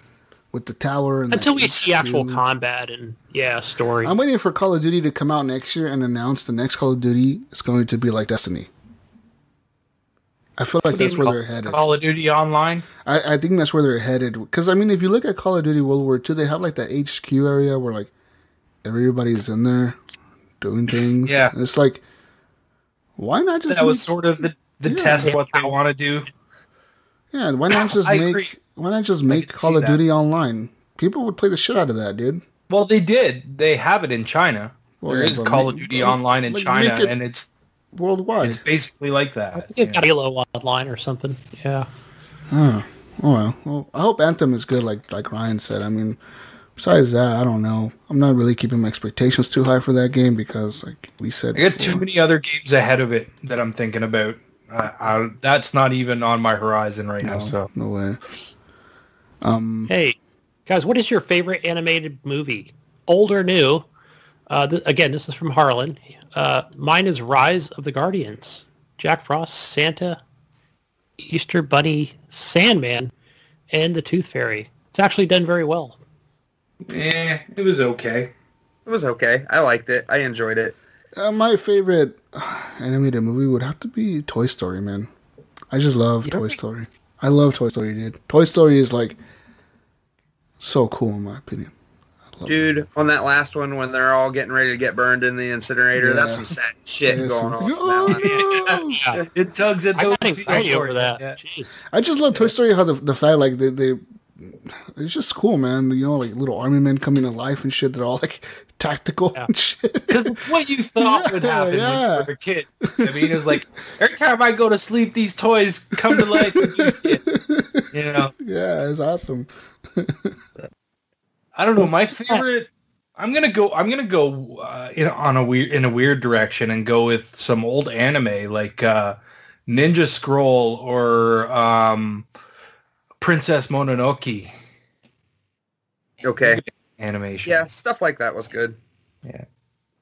Yeah, I'm going to copy Jesus and go with Toy Story since I don't watch a lot of TV or movies. I mean, I got to give a shout out, though, to new movies coming out, like Coco. That movie was good. The one that just came out right now in theaters. Kind of in the same realm. Is that the one with John Cena? I don't know. There's the little Mexican kid. He goes to the land of the dead. Oh, no. Yeah, I'm thinking of... The John Cena one is the one where he's a bull, right? He's like a bull? Yeah. Raffaello or something like that. I can't remember that. Yeah. Mine's more recent. I'm a big fan of the Lego movie. I like all of the references. I like the comedy. The Lego movie is a great movie. Yeah, Ninjago's out too. Yeah. Wingman has a good one on the chat. Says his pick is the original How the Grinch Stole Christmas. That's a good movie. That cartoon one. Yeah. You're a mean one, Mr. Grinch. Right. Yeah, not the Jim Carrey one. That one's scary as hell. That one's cool. Right? No, the Jim Carrey one is cool. I didn't mind it. I thought it was all right. He is a creepy character if you think about it. He does look fucking creepy as shit. Supposed to be. The Grinch. Yeah. What else we got, Gunny? All right, boxers or briefs. Briefs or thongs. I picture Gib wearing white boxers with a big red maple leaf on it. What is it, guys? I'm going briefs here. You're the boss. What's briefs? Briefs is like the tidy whities. Yeah, tidy whities. I wear boxer briefs because they're like the short versions of those. I wear boxer briefs too, Jesus. Yeah, gotta keep everything nice and tight. You know what I'm saying? Mm-hmm. That's the way I see it. Mm-hmm. What about you, Gary? Sorry, man. It's your friend asking, okay, by the way. I had an issue on my comp there. I accidentally pulled up something with audio on it, and I'm scrambling for the mute button there for a second. You guys ever see the Duluth Trading Company commercials with the buck naked underwear? No. Really? Man, maybe that's not West. Is that what you wear? You wear buck naked underwear? I wear briefs, and I wear the buck. I wear $23 underwear. I have out there. Fancy. I have. Oh, listen I literally have $200 to $300 invested in my underwear drawer because they're so goddamn comfortable. Jesus Christ! It's no joke though. I bought one pair thinking there is no way these things are as good as they say they're going to be. And now I have like 10 pairs of the goddamn things. I have never worn a more comfortable pair of briefs than what I have on right now. Wow. Do they make a boxer brief? Yeah, they do. They real good fit. They're expensive. I mean, they're like $20 to $23, but you get them on sale, and you can get them for like $13.50 a piece. I mean, it's expensive, but it's worth the investment. It houses some important items, so it's worth putting a little bit of money into. That's good. I mean, that's... You don't cheap out on your shoes, right? Yeah, comfortable, man. Right, you got to be comfortable, right? Like, I get it. You have to be comfortable. That's why I wear boxer briefs. Dollar Shave Club now? Same here, Jesus. All right, everybody. So now that you know what we're wearing, Brandon Lloyd asked the question, is net neutrality's decision going to put console multiplayer behind a paywall? Fuck, we lost that, right? Consumers lost net neutrality. I don't know, man. That's scary, though, that whole situation. I watched that on Thursday. I don't know if it's going to put console gamers behind a paywall. I think it's all up to the companies, right? If we think about net neutrality before 2015, before it was a thing, it was just kind of like the internet was the way it just was the internet, right? Like, but the reason this net neutrality came up was because companies were starting to pull shit, like trying to cap bandwidths and shit like that. And I wonder how it's going to go now that it's gone. People are saying like, oh, it's not going to change anything. It's going to just create more competition between companies, which is true. But I mean, we kind of already but that competition is going to come at the stakes of a customer. You know what I mean? Like, it's not going to make things better. It's only going to make things worse because they're going to be like, now you got to pay. You want fast Netflix? Oh, you don't want to see your a loading bar before your movie starts? You know, you need the better internet. Ha ha ha! Get the Netflix package. Ha ha ha! Get the gamer fucking package so that you get fast gaming and you can download really quick. I'm wondering how it's going to play out. But thinking about that, we kind of already have that now. If you look at phone companies in the United States, we have AT&T, T-Mobile, Sprint, and Verizon, right? The big networks. AT&T has a deal with HBO, where if you get AT&T cell phones, you can get DirecTV usually packaged in there, and you get a lifetime supply of HBO Go. So that's kind of like a paywall, right? Because, if you want HBO Go, you can get it for free here, but you have to pay everywhere else. Netflix does the same thing, though, too, but they do it with T-Mobile. If you get T-Mobile, you get free Netflix. That's just more of a promotion between the cell phone company and Netflix. But on top of that, T-Mobile does this. T-Mobile and both T-Mobile and AT&T do this already, guys.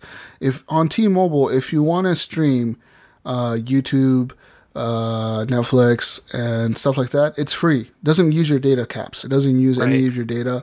But if you do anything else, it uses up your data. T-Mobile also has a thing exclusive with Pandora music players like Apple Music and stuff like that as well, where if you play music, it doesn't use up your bandwidth. But if it's playing an ad, it's using up your bandwidth.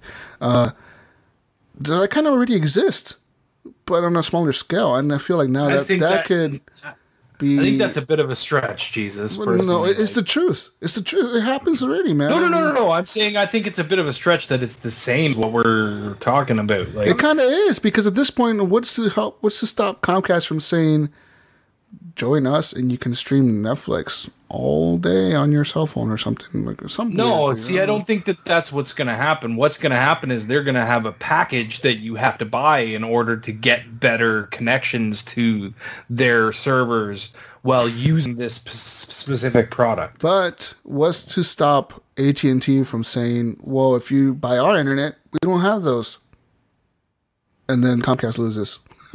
I mean, that's a good thing about it. I mean, everything's up in the air right now, really. I mean, we don't know who's going to react to what. I mean, Comcast has came out and said they're going to change anything of the way they use the internet, but I don't believe them. I don't believe anybody that says anything that's a company. This gives them the right to change it if they want to. You know, I like to be an eternal optimist and hope that everything will be okay, but who knows? It's, the argument for the net neutrality, people that good of it is their argument is, well, we didn't have this before 2015. The internet was fine then. Why is it going to change now? But I'm thinking, no. Back before 2015, things were changing. That's why they passed net neutrality. So you wouldn't change it like that. Now you can change it whenever you want to, and it's kind of stupid. Right. I don't know how it's going to turn out, though, man. We're hoping for the best, but yeah. I'm thinking, you never know. You might see a console, or a gaming package or something. Well, I mean, gaming is a massive bandwidth draw. Huge. You know what I mean? Huge. Right? If someone's a gamer, they're going to use up a lot of fucking bandwidth. So I could see a company taking advantage of that, and it could happen. Let's hope it doesn't. Right. Well, who's waiting for the Comcast Internet Xbox exclusive? Yeah, PlayStation exclusive. PlayStation, AT&T Internet, PlayStation exclusive. Hey, you're a Comcast customer. Get free Xbox Live. It's almost like internet loot boxes. Yeah. Hey, Xbox exclusive. They're gonna have like this E3 is brought to you by Comcast. Xbox exclusive. Oh, I hope it doesn't happen. Your phone, internet, and TV plan with the Comcast package, you get 5 free loot boxes. Exclusive. Oh, I'm just hoping it doesn't go that way. Then I'll have to call my legislature. Damn it! But I think at that point, if let's say companies start doing that, right? And what I'm going to say is, if you see like AT&T or Time Warner or Cox Communications or Comcast, these big companies that run the internet and the TV shit, if you see one of them start doing this, like this paywall crap, and you see another one not doing it, switch over to the one that's not doing it, if you can. If you're not on a contract or something. Because it'll show the companies that are doing it, fuck you, I'm voting with my wallet. But the problem with that is that, like, sometimes to have the good internet, you have to have a certain company. Like, Comcast is the best one around here in Oregon, I think. There's people that use that CenturyLink shit, they use Frontier, but those companies are not near as good as Comcast here. Yeah, I could switch to them, but then it's like, we'll be paying for shittier service, the same price, So it all depends, man. Depends. Yeah. I don't know. Hey, let's move to a happier note here from David Snyder. He wants to know, what game-related gifts are you purchasing and hoping to receive? Nothing and nothing. Yeah, don't really do gaming stuff for Christmas, personally. I do. Oh, okay. What are you buying? What I are you do. buying? I went to GameStop. I bought some things for the kid, Roblox card and Roblox toys. What are you buying me, Gunny? What are you buying me for Christmas? I'm gonna get you some more pinball tables, bro. You gotta play it on Xbox. Merry Christmas! Woo! Gunny's giving everybody in the community pinball tables. And so I put on my Christmas wish list, which I have on the wall in the living room, and that is, I put the 5 terabyte hard drive. Whoa. A Nintendo Switch. Whoa. And a Fitbit, because mine's kind of broken. Damn. Fitbit charge. And I forgot what else I put on there. So the wife told me today, like, okay, your son got you a gift and I got you a gift. So yeah, I'm hoping for it's a Switch or 5 terabyte hard drive. What the hell are you going to do with 5 terabytes? Well, I think I've got that an Xbox Xbox One right X. now. I'm running out of room. Fill that shit quick. Dude, I have a 4 terabyte on my Xbox One X, and it says like I only have 2 available. I'm like, how the fuck did I use up 2 terabytes? I don't even have that many I'm always games. at like 89%, 92%. Jesus. Jig, me and Gunny also game share, so we have a lot of games. Yeah, there's a lot in there. Well, you don't have to leave There's them all over 400 installed. games. Well, bandwidth, man. You use up a lot of bandwidth re-downloading games all the time. I never thought about that. Do you guys have caps on your internet? I do. I don't. No, I'm unlimited. Through I do, but I pay for the unlimited. 50 extra bucks a month. So Yeah, that's what I pay for. That's my microtransaction for Comcast. I have to pay for the unlimited package. Shitty. Sucks. The way we do Christmas in my house, it's me, my wife, and my daughter. Every person buys one gift for each other person. Usually I don't dive into video game territory with that. And then kind of the way my wife and I do Christmas, we're like, okay, what are some things that we like need for the house? So we bought ourselves a fancy Ninja coffee maker. We bought ourselves a new laptop.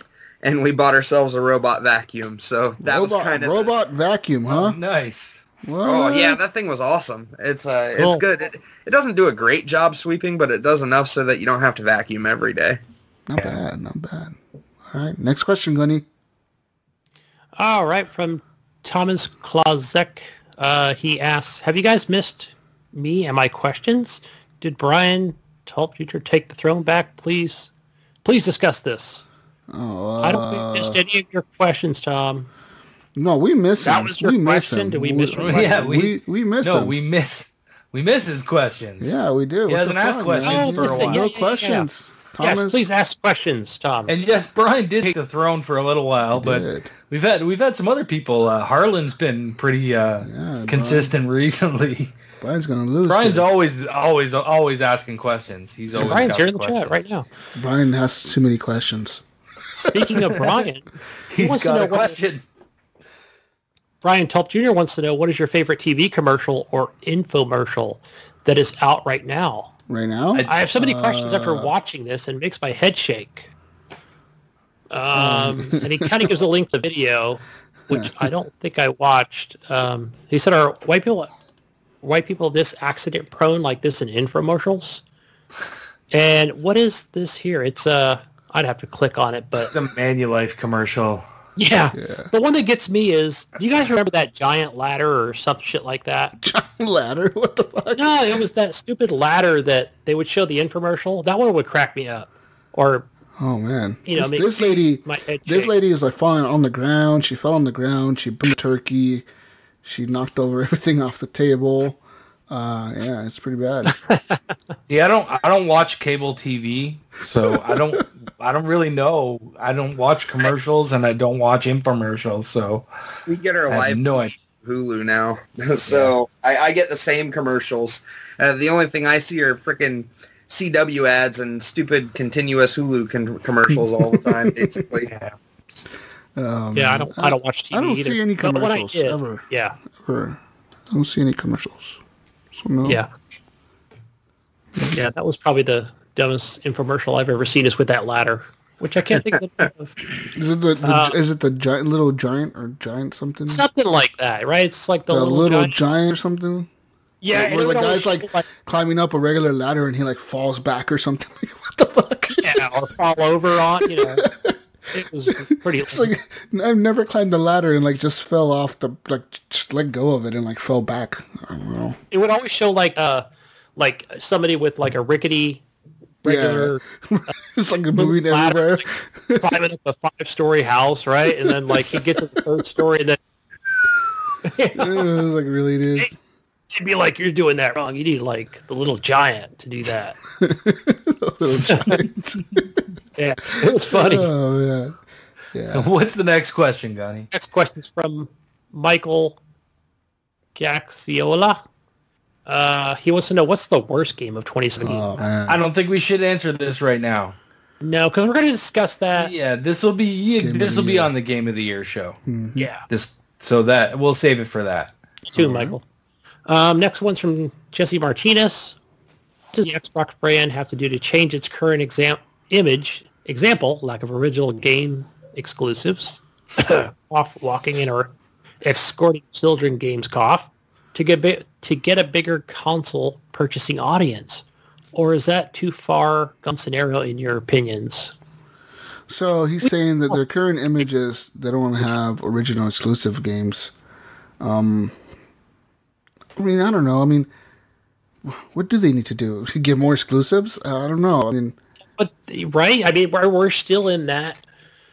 We need them to pick up the pace. That's for sure. Like, let's. They be need honest. to do what Sony does and say fuck Phil Spencer's plan of announcing a game at E3 and having it released within 3 months or 6 months or whatever the fuck he said last year, and just go out there and just show everything. Fuck it, just start showing shit from 2025. No, I don't want to see that. 2027. I don't want to see that. Why not? Sony does that shit. Sony does it every. That's why Sony's winning. Because that's why Sony does it. Yes, it is. Sony's out there showing fucking the new Metal Gear, Hideo Kojima, baby in the stomach of Norman Reedus bullshit. I hit a message in Games there. that aren't going to be out until fucking 120 I something. don't want to see that. That's gonna what I'm saying. I want to see that. I want to see. Show me what fucking Forza RPG game you're working on for the Xbox or something in 2021 or something like that. Show me that shit. It won't come out. Show me a teaser. Show me a teaser for the Xbox that it's coming out within the next 3 months. Show me a Scorpio version 2 coming out in 4 years. I want 2 vapor chambers in there next time. I had a guy yesterday. He was on Twitter talking about PUBG on Xbox and how these are not like exclusives. These are games as a service, and this is doing Xbox a disservice. So, I mean, obviously it's not, but it's not technically an exclusive, but I think that's what he's alluding to, that we need more exclusives. Right? Well, we do. But he's not saying that. He's saying, what does the Xbox brand have to do to change its image? And I'm saying, fuck it, and just go out there and start showing shit that it's not going to come out for the next year.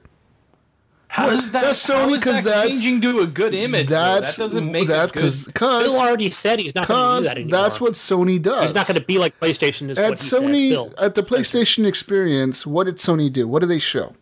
They went out there and they showed a bunch of shit. Exactly. And what gets people hyped? A bunch of shit. So do that, Xbox. Do it. Why not? Don't your bullshit. Your bullshit plan of we're gonna show a game 6 months before release and then release it in 6 months. That shit ain't working. So do the other thing that's working. It ain't working. Do what? They should do like PlayStation and show. Yeah. Why not fucking show fucking Halo 6 coming in 2019? And fucking Master Chief out there fucking stabbing people in the head and punching people. Exactly. And fucking come out and show like Marcus Phoenix coming in like super old this time, like super, super old, and like ripping shit out. I'm in a wheelchair this time, and I got a fucking chainsaw on my wheelchair, and he's fucking around and fucking. And these motherfuckers are fucking with my tomatoes. My tomatoes. And just have to say that, my tomatoes, and like chainsawing people. And then like fucking have Master Chief drop in the game too, like Master Chief and Gears of War. They're both coming at you at the same time. And then have like fucking Cuphead 2. Cuphead, like show a trailer for Cuphead 2, because why not? Because fuck it. Cuphead 2 is coming too, guys. We're showing a trailer for that. 2025. and then don't give a date. And then turn around. Keep everybody on their toes and guessing. And then turn around and show a trailer for Crackdown 4. Crackdown 3, plan, guys. Even though Crackdown 3 hasn't released, show a trailer for Crackdown 4, because fuck it. We're doing it. We're fucking Xbox. We're the most powerful system that we can show shit 5 years ahead of time. Crackdown 3 and announce Crackdown 4. No, they should call it Crackdown 4 in parentheses 3. Bitches. And just show that. Like, fuck it. We don't care. We're Microsoft, motherfuckers.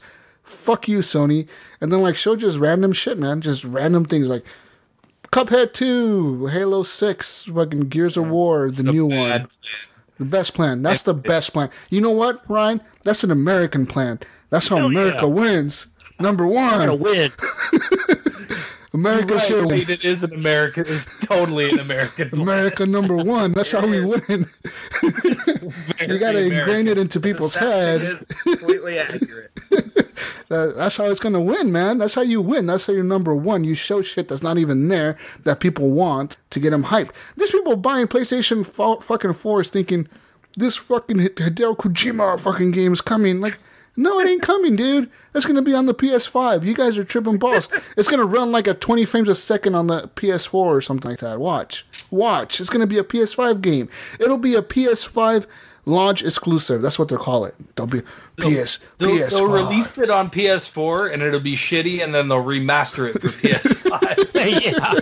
Wouldn't you guys argue that Microsoft's already doing something to change the Xbox image, though? I mean, with backwards compatibility and everything. I mean, I think they're already taking. They're trying steps. Yeah, they're trying backwards compatibility and trying to give you the most powerful console. And Right.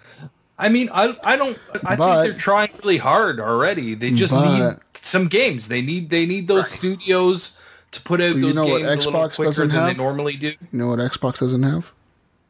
What? Dynamic 4K. Oh, boom! Boom, bitches! Dynamic 4K only on PlayStation 4 Pro. That's so smart of PlayStation to do that.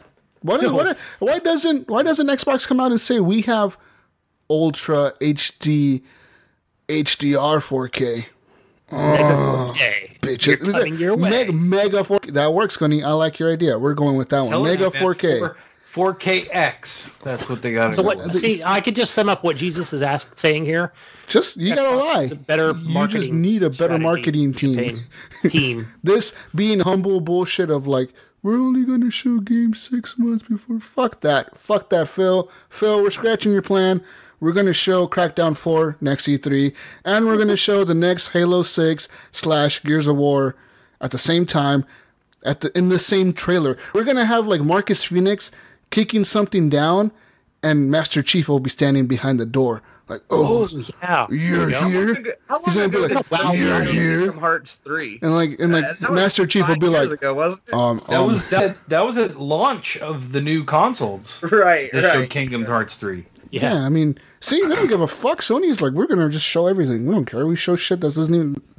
No, that wasn't even Sony. That was everybody. But you know what I mean? Sony's showing fucking Days Gone, Dog Days game, whatever the fuck it's called. And that shit ain't gonna be out for 2 years. They're showing that bullshit. They're showing other games. Like, Xbox just needs to come out and say like, PUBG 2, Xbox exclusive, right? Still fucking muddled down on the, it's not just everything. Just fuck it. Try it on the first one, but why not? Fuck it. Like, we don't even give a fuck. We're showing this shit because we can, bitches. You telling me they can't make a cool trailer for Halo 6, even though it's not even like on the board for them? They could probably make a fucking badass trailer. All they need to do is do a same trailer like they did for Halo Guardians or Halo 5. Like Master Chief with that big thing coming out of the sand. They need to do that, but more badass. Like, have like Master Chief just kicking ass. And like, the Covenant is back. And the Master, we need to summon the Master. And the Master Chief walks in the room like, I'm here. Halo 6 confirmed. Boom. That's the hype. All right, dude. guys. Let's move on. Next question. Next question's from our good friend Jonathan Hall. Hey, Jesus. Want to go on a bro date that involves drinks in the new Star Wars movie? Okay. And if things go well, we can cruise back to my place for a night of new experiences. I can play on your Switch, and you can play with my PSVR. We can go all night if you want. Maybe chill with the Netflix. If our hands get too tired, let me know on the show. Oh, it's kind of creepy. He wants to know. I mean, new experiences. I don't know if I want a night of new experiences here. He says, if you say yes, I'm on my way. I'm kind of scared to say yes. Should I say yes? I kind of want to say yes, but I don't know if I should. You guys gotta do your sweetie rooftop party with your PSVR rooftop. Yeah, I'm down to hang out with Jonathan anytime. He's a cool dude. Yeah, dude, I'm down. Fuck yeah, I think we're already planning to. I know you are. All right, Jonathan, head on over. Come on over, Jonathan. Oh man, that goes to anybody listening in Oregon. Just hit me up, man. I'm down to hang out with you guys. Do whatever we do. I don't know, something. This last one we have from our news guy, Andrew Jack. Oh, by the way, congratulations, got engaged. Yeah, he did. This show's dedicated to Andrew Jack, our news machine. Yep. I thought he was married. Oh, okay. Oh, he's engaged, bro. No, he got engaged today. Oh, congratulations, Andrew. Yeah, it was today. Because he messaged me earlier and was like, I'm a little busy this week, so the news is a little short. And I'm like, there's more than enough news there, dude. Yeah. I was like, congratulations on your engagement. It's not 4 hours of news like last week, guys. I'm sorry. I'm like, no, man, it's cool. Yeah. But what's his question? This is what you are getting each other as a gift exchange using a video game character. Who's getting what? And basically, the image here from this company, I think it's a French company. It's a freaking purple dildo with like a video game bobblehead character at the end. So each of us is going to get each other one of these for Christmas. He said, yes. Who's getting what? Okay. What characters are we giving to each other? Okay. Alrighty. I'm going to give... I know what I'm going to give. I know what I'm giving Gib. Oh, okay. You're getting claptrap, buddy. You're getting claptrap. Yeah! Yeah, just take me right end on that one. Claptrap be tickling my balls. Oh, no. Oh, shit. Just ruined that. Oh, okay, so wait a minute. Jesus, goddamn, what am I going to get? What are we going to get for Jesus? The head on that one in the second? Jesus. No, this is insane. How is this a thing? I don't know, but apparently it is. All right, what are we getting for Jesus, Gunny? I'm going to say BJ Blazkowicz. I don't know. Throwing it out there. I can't really... Yeah, maybe Master Chief for you. Oh, I don't like Master Chief that much. Yeah, he's not that much into Halo. Sergeant Johnson. Pick one out for yourself. It could be green, a green dildo. Green? Sure. Like you making a Scorpio edition? A Scorpio edition on it? Is on the side. An Xbox at the end of it with the Scorpio edition? It's got a little Xbox One X with Scorpio edition. Mine's going to be Rico. Then you can actually say you got one that says Scorpio edition. Yeah, bro, what's up? It comes with a little controller, too. Oh, man, this is insane. What are we going to get, Gunny? What are we getting Gunny, though? What are we getting Gunny? Oh, jeez. I don't know. Lara Croft. Yes, thank you. Lara Croft. Lara Croft, absolutely. Oh, you know what, Gary? Can you buy? They're on here. You could buy a $20 upgrade. $20. So what are you gonna attach to it? Yeah, no, the $20 upgrade so it vibrates. Ooh. Oh, I was hoping it came with another one for like your ass when you. I was hoping for an extra extension on there. Extension double. Oh man. Guys, see, I was thinking strap on here. You guys are like totally whoa. It's a dildo, bro. I mean, what are you gonna say? I mean, it's a typical 7-inch dildo. Gary, I'm gonna get you. Oh, Brian says Pathfinder Jesus. Pathfinder. Oh shit! Yeah. So I'm gonna get you Super Meat Boy on the end of yours. Oh, Super Meat Boy! That's awesome. Nice round character. Make it red. And for Eric, we're gonna get, of course, either Marcus Phoenix or the chainsaw from Gears of War at the end of that thing. Yeah, no, it just got to be the gun, just the gun. Hold the Lancer and the Lancer. Yeah, fuck yeah. That got pretty crazy. Turn your dildo into a Funko Pop. There you go. Collectible editions. One of those with a Donkey Kong head on it would actually be pretty awesome too. Was that it for the questions? That is it. That's it for the questions. All right, Jesus, get us out of here. With that being said, guys, this was the end of the Horrible Gamers podcast. Show number 180. What number? 182? You too? Yeah. If you want to, please leave us a review on iTunes. Actually, I suggest you leave us a review on iTunes. It'll help us get noticed by other listeners on the iTunes platform and, grow our popularity of the show.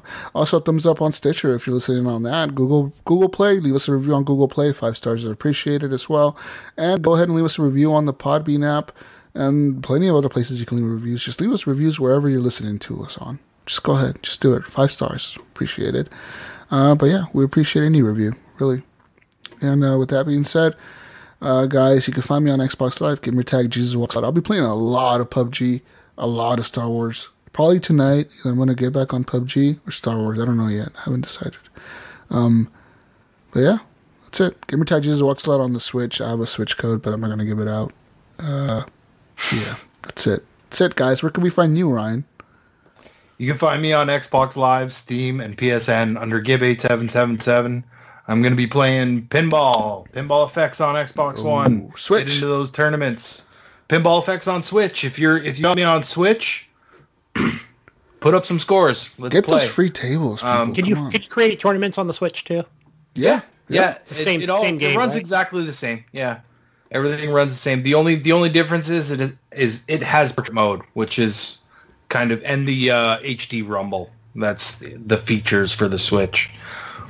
And they don't have as many tables. There's only 30 available on the Switch. Yeah. And there's 70 only on the Xbox $50 worth of extra content you can buy on the Switch. Yeah. But hey, they're giving you free tables, so cool. I mean, at least you can get in there and try it and decide whether you want to buy a pack of tables or not. You know what I mean? Maybe you get in there, you have fun with the free tables, and then you decide, maybe I'll buy one of these Star Wars tables. You know what I mean? And then for sure, that's how they get you. But maybe some listeners out there only have the Steam version and are dedicated to that. Post your score of the group. Why not? This is not really a serious competition. This is all for fun. We have a lot of playing pinball these days, man. Like the community seems to be loving that game. Got it on PS4? Post it. Yeah, post it on any platform that you're playing on because it's on everything, isn't it? Everything. I also noticed that Zen Pinball is also now on the Switch for free as well. If you want to try that out. But that is them. Oh, the other one then. Who's the other guys that make? Oh, that's right. Pinball Arcade. Pinball Arcade. Something Smith. That's Stearns Arcade. Stern Pinball Arcade. Yeah, that's Stern. on there. Yeah. Yeah. So I saw that yesterday right next to the Pinball FX thing on the store for the Switch. So it's on there as well, man. I don't know which one. I haven't tried the other one, Stearns, yet. I don't know if it's better. That's all real life tables. Okay. So there's like no other tables that are you can actually go to fucking place and actually play them. I'm gonna have to check that out. It sounds cool. But yeah, guys. Find me on Xbox Live, Gamertag, Gunnychief, Xbox Live and Steam. Play some Pinball FX3. I've got that tournament going for Excalibur. No, what is that table that I put out? The son of Zeus. Zeus. Yeah. The password is. I just want to say Zorn. I don't know why. It's got the Thor sound bites to it. Yeah. Oh, it has the guy from the Epic Quest table. He plays Hercules. But it's got Thor sound. I love that guy's voice. He fucking makes me laugh all the time. Yeah. Password is our Fire My Gamer Tag, Gunnychief. Password is HGP 2017 lowercase. I'll be playing more of everything I'm already playing. Pinball FX, Nio on the PC, on Steam, PUBG, AC Origins, Sea of Thieves until I think Wednesday is when I'm going to try Sea of Thieves because I heard there's new changes to the new one. There are more features, I guess. I'll have to check that out. Yeah, I want to get in there and play some more of it too. I'll be on there tomorrow for a good while. See if thieving it up. All right, we'll hook up tomorrow then. Don't appear offline, Jesus. I know, that's weird. I don't know why that happened last week. That was so weird. I think once you set it offline, it stays offline. Yeah, I must have. Yeah, you have to. I was trying to hide. Yeah, you have to. It's not like the Xbox 360. You have to actually go back in. I was hiding from Gunny, guys. I'm sorry. Let's play some PUBG, Jesus. Let's do it tonight. Let's do it. Duos. Yeah. Get on. Gary, where can they find you, man? King Space Jiggly on Xbox Live is going to be the best place, or your guys' Facebook site. I own every console. I have everything here. It's just I'm not on them that often, so send me a message. I can jump on anything.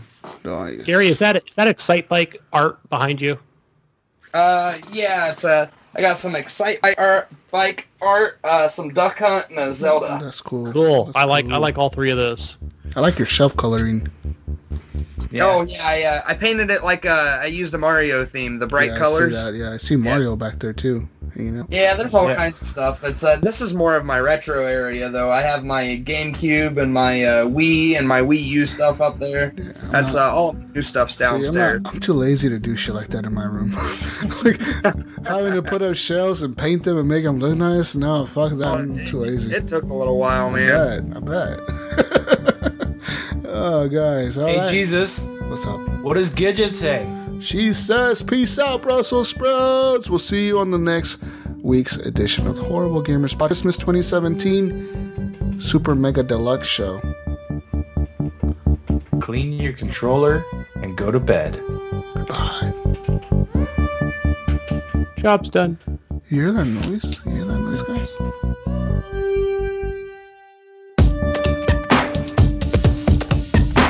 I don't speak Arabic. I'm sorry. Yeah, I just went out, bought the, whatever you call it. The blue mic or whatever they call this one. The Yeti? The Yeti, thank you. You're welcome. Hey, nice to meet you, by the way. Hey, you too. Gunny, right? Yes, your gamer tag. What is that? King Jiggly. Oh, you are King Jiggly. Jeez, okay. Because I was like, wait, is that King Jiggly? Okay, yeah. Right. Now that we actually have you on here. I was telling Ryan that I said I want to, on the show as we talk about Pinball FX3, I said I'm going to call him Jiggles and Jingly and all these different things. And I said, but I don't really know him that well, and I don't know, if he's okay with that. And I was like, I'm good, man. I can't be offended. Okay, good. Because I thought, do you know him, Brian? It's all in jest and in good fun. So yeah. Yep. That's cool. I'm not your typical American nowadays. I don't get easily offended. Oh, Jig's a good guy. We podcasted together a long time ago. You never told me that. Okay. Yeah, I've talked about it on the show before. See, I'm old, Gary. I'm old. I'm fucking old, and I forget shit. So. The last time I used Skype, I believe, was actually the last time I podcasted. Really? Yeah. Yeah, I don't think I've ever used it otherwise. Oh, that's my Joker. I bought it from, I went Christmas shopping, went to GameStop. Oh, that's a Joker? Yeah. From here, it looks like the Iceman from Mega Man 1. It does, doesn't it? Yeah. Or it looks like Mega Man, yeah. What city do you live in, Gary? Oh, sorry. Little kind of backwoods town, Sydney, Ohio. Okay. I'm about an, let's see, hour and a half north of Cincinnati. All right. I think that's where the Merrills live at, where they originated from, my family. Oh, really? Yeah.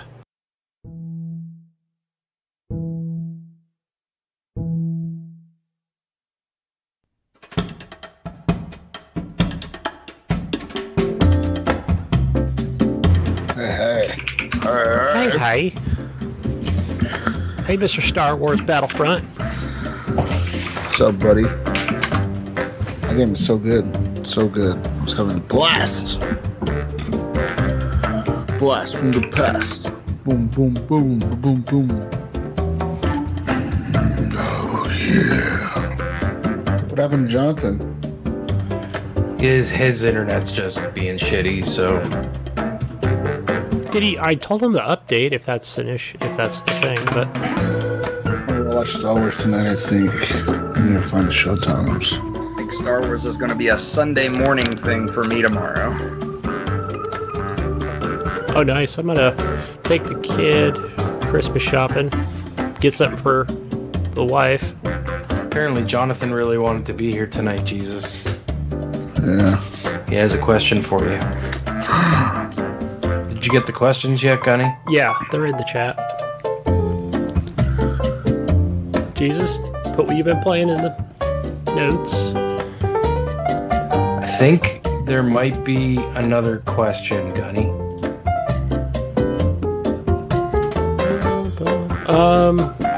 Okay, going back. Something from Jonathan?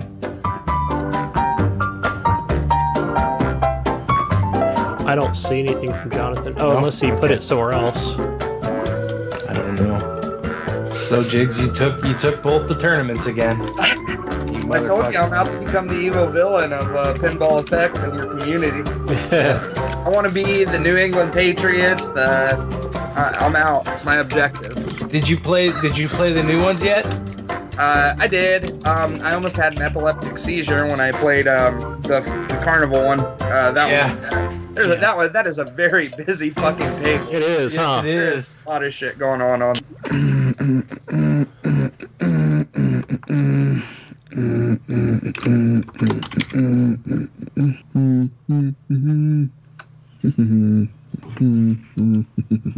You looking at, motherfucker? Huh? You got a problem with me? You all right there, Jesus? I'm ready. Hold up. God, Gunny, how long does it take to fucking start recording? I was doing shit. All right, I'm ready. Okay, good. I'm ready. I'm ready too. Drink the water. Bottled by Niagara Bottling. In 5, 4, 3. No, hold on. I'm gonna start at the 1 minute mark. You fucking asshole. Well, you just made me miss it. I gotta start at the 2 minute mark now. I'm just kidding. Right, go ahead. Okay, everybody. Everybody now.